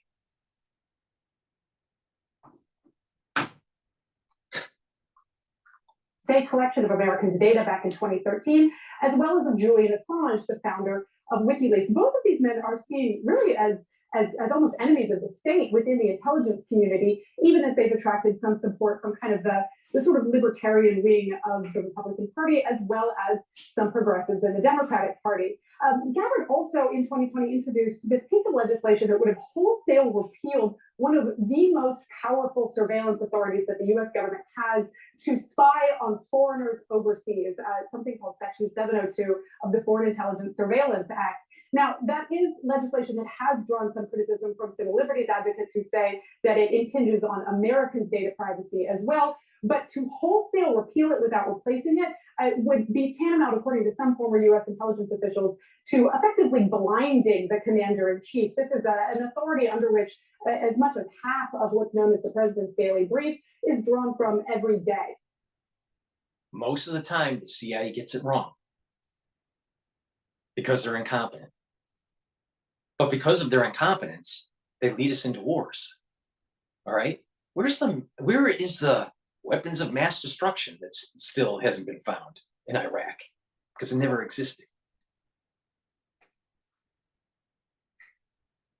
I'm telling you, they want, and this is the worry that I have with a potential tactical nuke going off in Europe.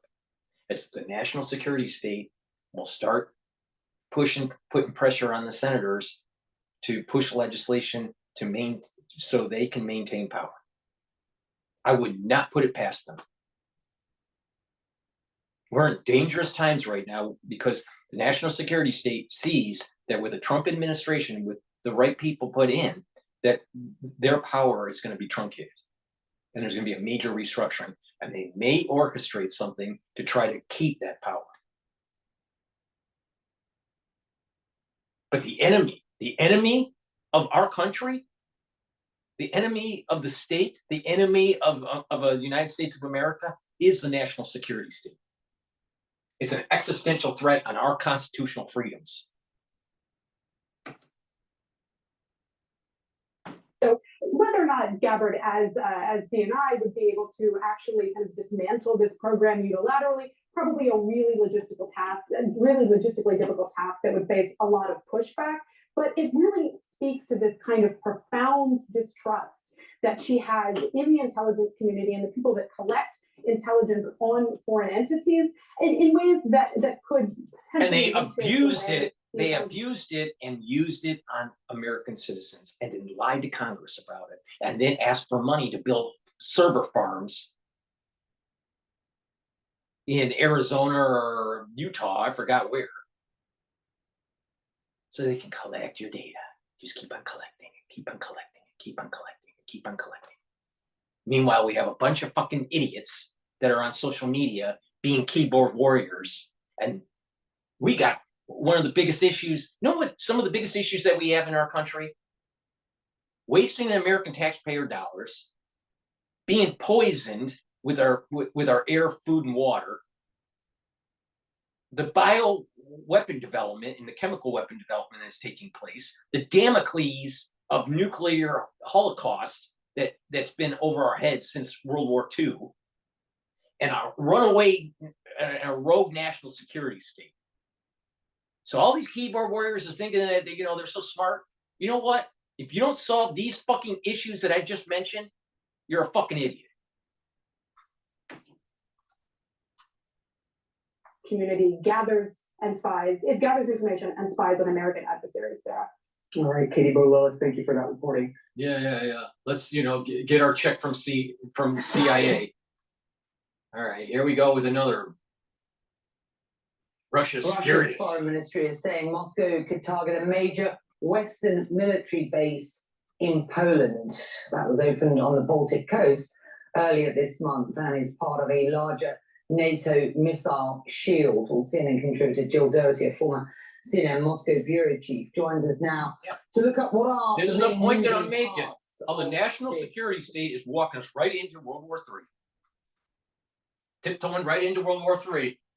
And guess what? When it does happen, the citizens will lose power. The national security state will gain power. And it's a lot harder to uproot this because of all the technology that we love. Story. And we'll talk about what feels like a creeping escalation, certainly, in this war in a moment. Firstly, how do you assess what happened BBC overnight? just announced. Jill, what's the message here? BBC just announced. Putin says Russia hit Ukraine with a new type of missile days after Ukraine used Western supplied weapons to strike inside Russia.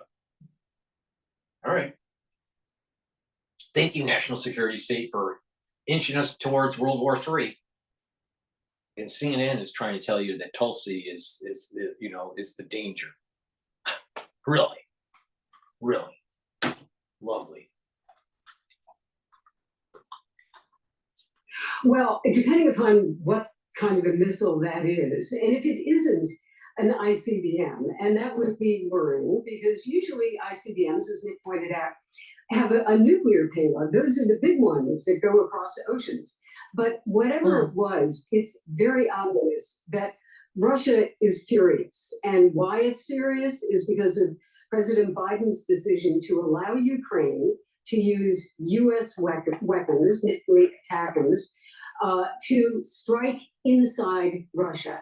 That Putin said a long time ago is a red line, and now it's been crossed. So the Russians are signaling, and they're really furiously signaling, that this is not going to stand, that they won't put up with it, and they're going to retaliate in some fashion. I mean, I think, Becky, there's a lot of, as they say, signaling going on, and the signaling really now is kinetic. You can see actions being taken to send messages. But I think the timing is really important. You have President Biden leaving office in 2 months.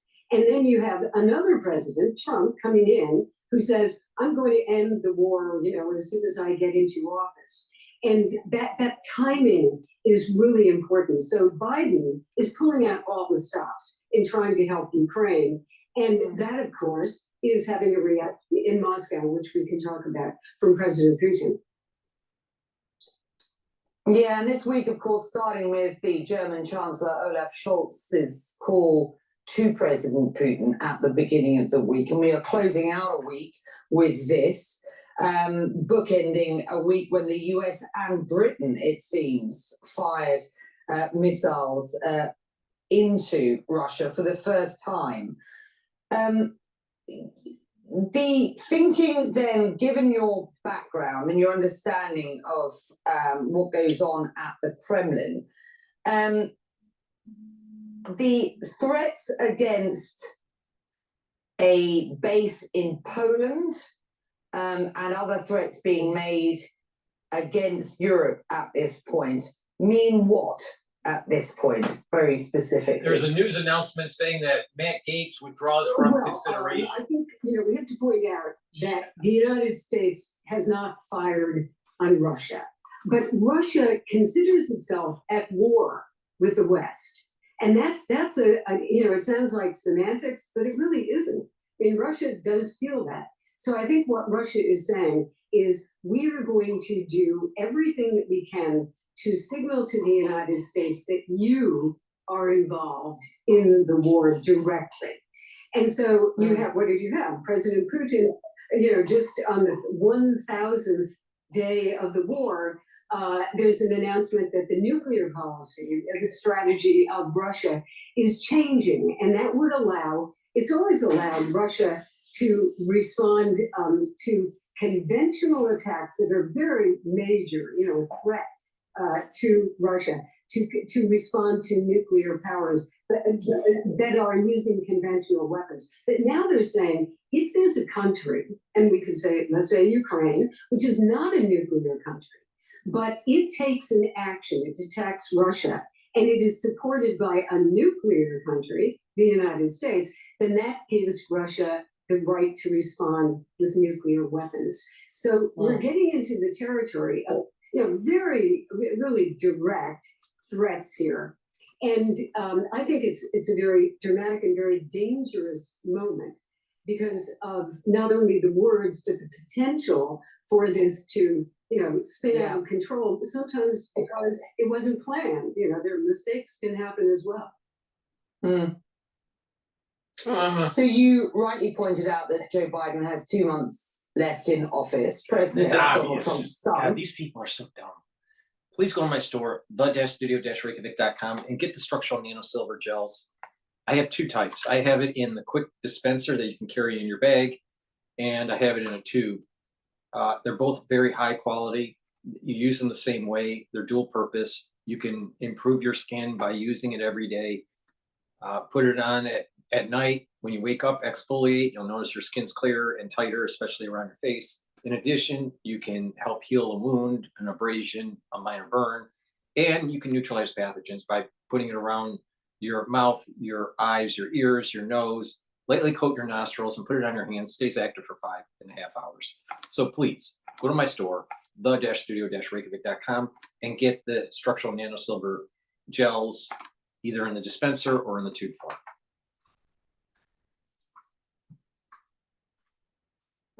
Reacting to Joe Biden's decision over the weekend to greenlight the Ukrainians to use American-made missiles deeper into Russia, I want to quote his son here. Quote, the military-industrial complex seems to want to make sure they get World War III going. Okay, so BBC confirms the announcement with Bloomberg. Matt Gaetz withdraws as Donald Trump's nominee for Attorney General, saying he doesn't want to be a distraction. This is big. As a chance to create peace and save lives, end quote. Now, experts say it won't make a decisive military difference in what Joe Biden has decided to do. But it certainly, as you have rightly pointed out, escalated action on the part of the Russians, although some will say the US and Ukraine simply reacting to Russian aggression. But certainly we are seeing this creeping escalation. What chance that Trump can settle this war as he has promised to do, and what damage to any potential for a solution? It takes so here? long to get a question out. It's really simple. If the national security state has their way, they're going to try to prevent Trump from having peace in Europe. What damage wrought by what we are seeing at present? Well, I mean, if you listen to what Trump's son is saying, that actually sounds like what the Russians are saying, which is we are creeping, actually running close to World War III. Now, the debate in the Biden administration throughout the war has been, well, maybe it is dangerous to escalate, and maybe we should be careful. And so they've held off on getting certain weapons. You know, eventually maybe they did, but there was a lot of temporizing in the beginning. And so the debate is Putin bluffing, or could he really use nuclear weapons? That's essentially what the debate I think is. he could use them. And I think the decision, at least the Biden administration, has been that no, he's not going to use nuclear weapons in the sense of intercontinental, nuclear weapons striking the United States and Russia. He's not going to use it against the United States. But he can use it in Europe. And here's the problem. Then the national security state is going to go to Congress and they're going to ask for more power. Because we're in an emergency. That's a major issue. They're trying to prevent Trump from restructuring the national security state. And they're going to use this conflict in Europe to do it. It's still a lot more fraught than it was, just a few weeks ago. And then you have Trump coming in and saying, I can solve it. It'll be over, in a day, with very few details. But the biggest details that seem to be there are Ukraine gives up territory in order to placate Russia, and there's some sort of an agreement. And so far, Ukraine is saying, that's not going to happen. We do not agree to that. So again, we're at a very dramatic moment. And I think what's really odd about it is that you have, from the United States, two positions there. The official position, which is Biden, and then the unofficial, but soon to be an official approach by Trump coming in. So it could be confusing, et cetera. And that gives a lot of possibility of sending these messages and threats and, and even action, like whatever that was, whatever it was certainly a step up from what the Russians have been using. So there we are, and it is very complex. Yeah, absolutely. And you've done an extremely good job in your analysis and insight as ever. Yeah, and she takes forever to say a question. Please go to my store, the-studio-reykjavik.com, and get the Max 35 or the Max 14. Take a teaspoon of it a day, swish it in your mouth, gargle, swallow it.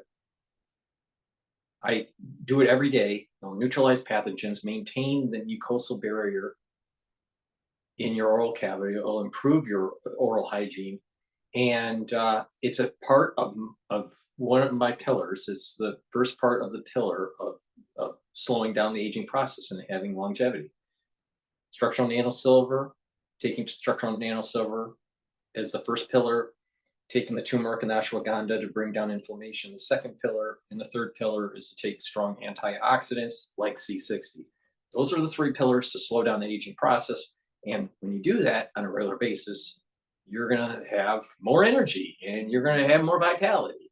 But you stack other stuff to it and you're going to really supercharge it. And that's what I do. What I tell you to take is what I take. All right. So please go to my store, the-studio-reykjavik.com. Get the Max 35 or the Max 14. And lastly, I have a great toothpaste. It's a structural nano silver toothpaste. It has no fluoride in it. This toothpaste is going to be the best toothpaste that you can buy, way better than anything that else John sells. Help support my work.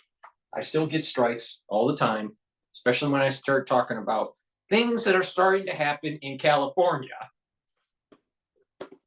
that you need to worry about, like Clade 1B.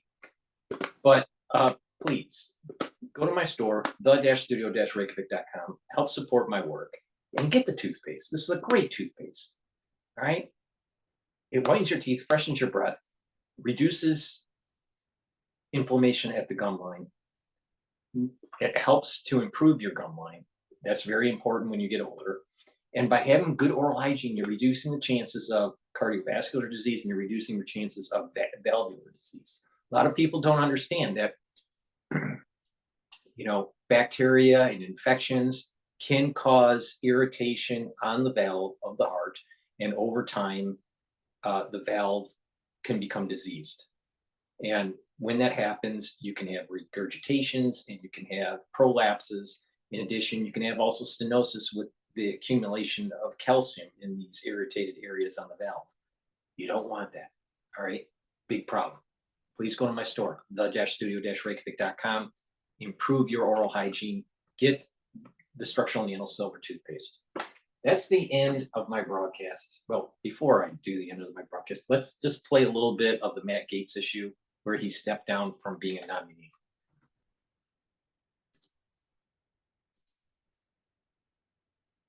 Well, the Trump-Vance transition, he says, no time to waste on a needlessly protracted Washington scuffle. And the scuffle was already well underway. It was set this time yesterday.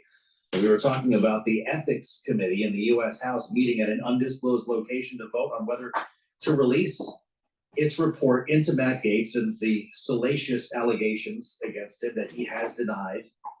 No resolution, no agreement, split down the middle, report still under wraps. But there's now a Democratic-led effort in the U.S. House to have this made public. Sean Casten, who was with us just 2 days ago, Democrat from Illinois.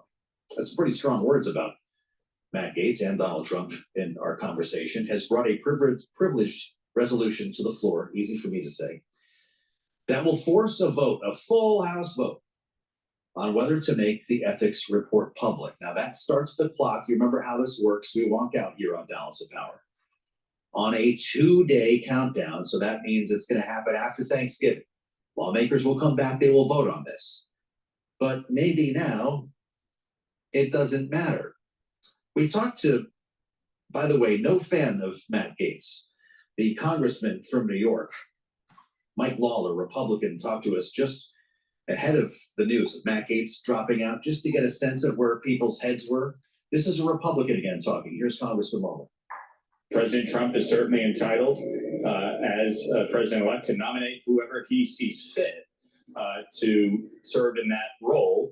And the Senate obviously has the process by which to confirm. I stand by everything I've ever said about Matt Gaetz. I don't waver in that belief. Do I think he's the right person? No. But ultimately, that will be a decision by the Senate. Well, not anymore.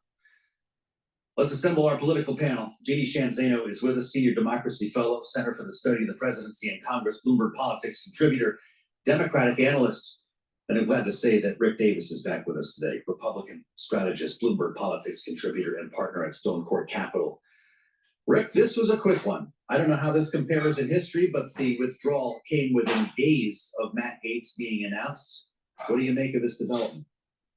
Well, I think the key thing is he withdraws within 24 hours after his meeting in the Senate yesterday. And we can only speculate that it obviously didn't go according to his plan.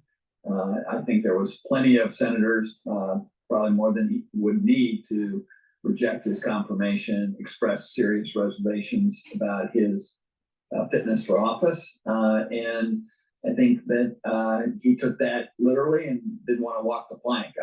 Senators were saying things like this is going to be much worse than the Kavanaugh hearings, which we all remember were sort of out of control screaming fest. So rather than put himself through that and wind up without a job, I think he's taken the best route and withdrawn. Now, we haven't heard the last of Matt Gaetz. I mean, he withdrew from the House of Representatives last Wednesday, and now he needs a job. So it'll be interesting to see what the Trump team comes up with next. Does need a job, and I think they're going to need a senator in Florida if Marco Rubio is confirmed as head of the State Department. Jeannie, these must have been some pretty rough meetings yesterday, unless Matt Gaetz got some phone calls last night, or are you among those who think that this whole thing was a setup to begin with to get him out of whatever the ethics committee found in their investigation? No, I have no evidence to suggest this was a setup. It seems to be in keeping with the way Trump operates. And to me, this entire thing, if it wasn't bad enough, within the last few hours, as we heard, that, he's doing things like transporting women to New York City, going to see Pretty Women on Broadway, the ultimate show and movie about a, hooker with a heart of gold. And he's paying these women on Venmo. I mean, it jumped the shark so long ago, it became outrageous to think he could have survived in this contest, or that Republicans would have wanted to put this thing out in the public.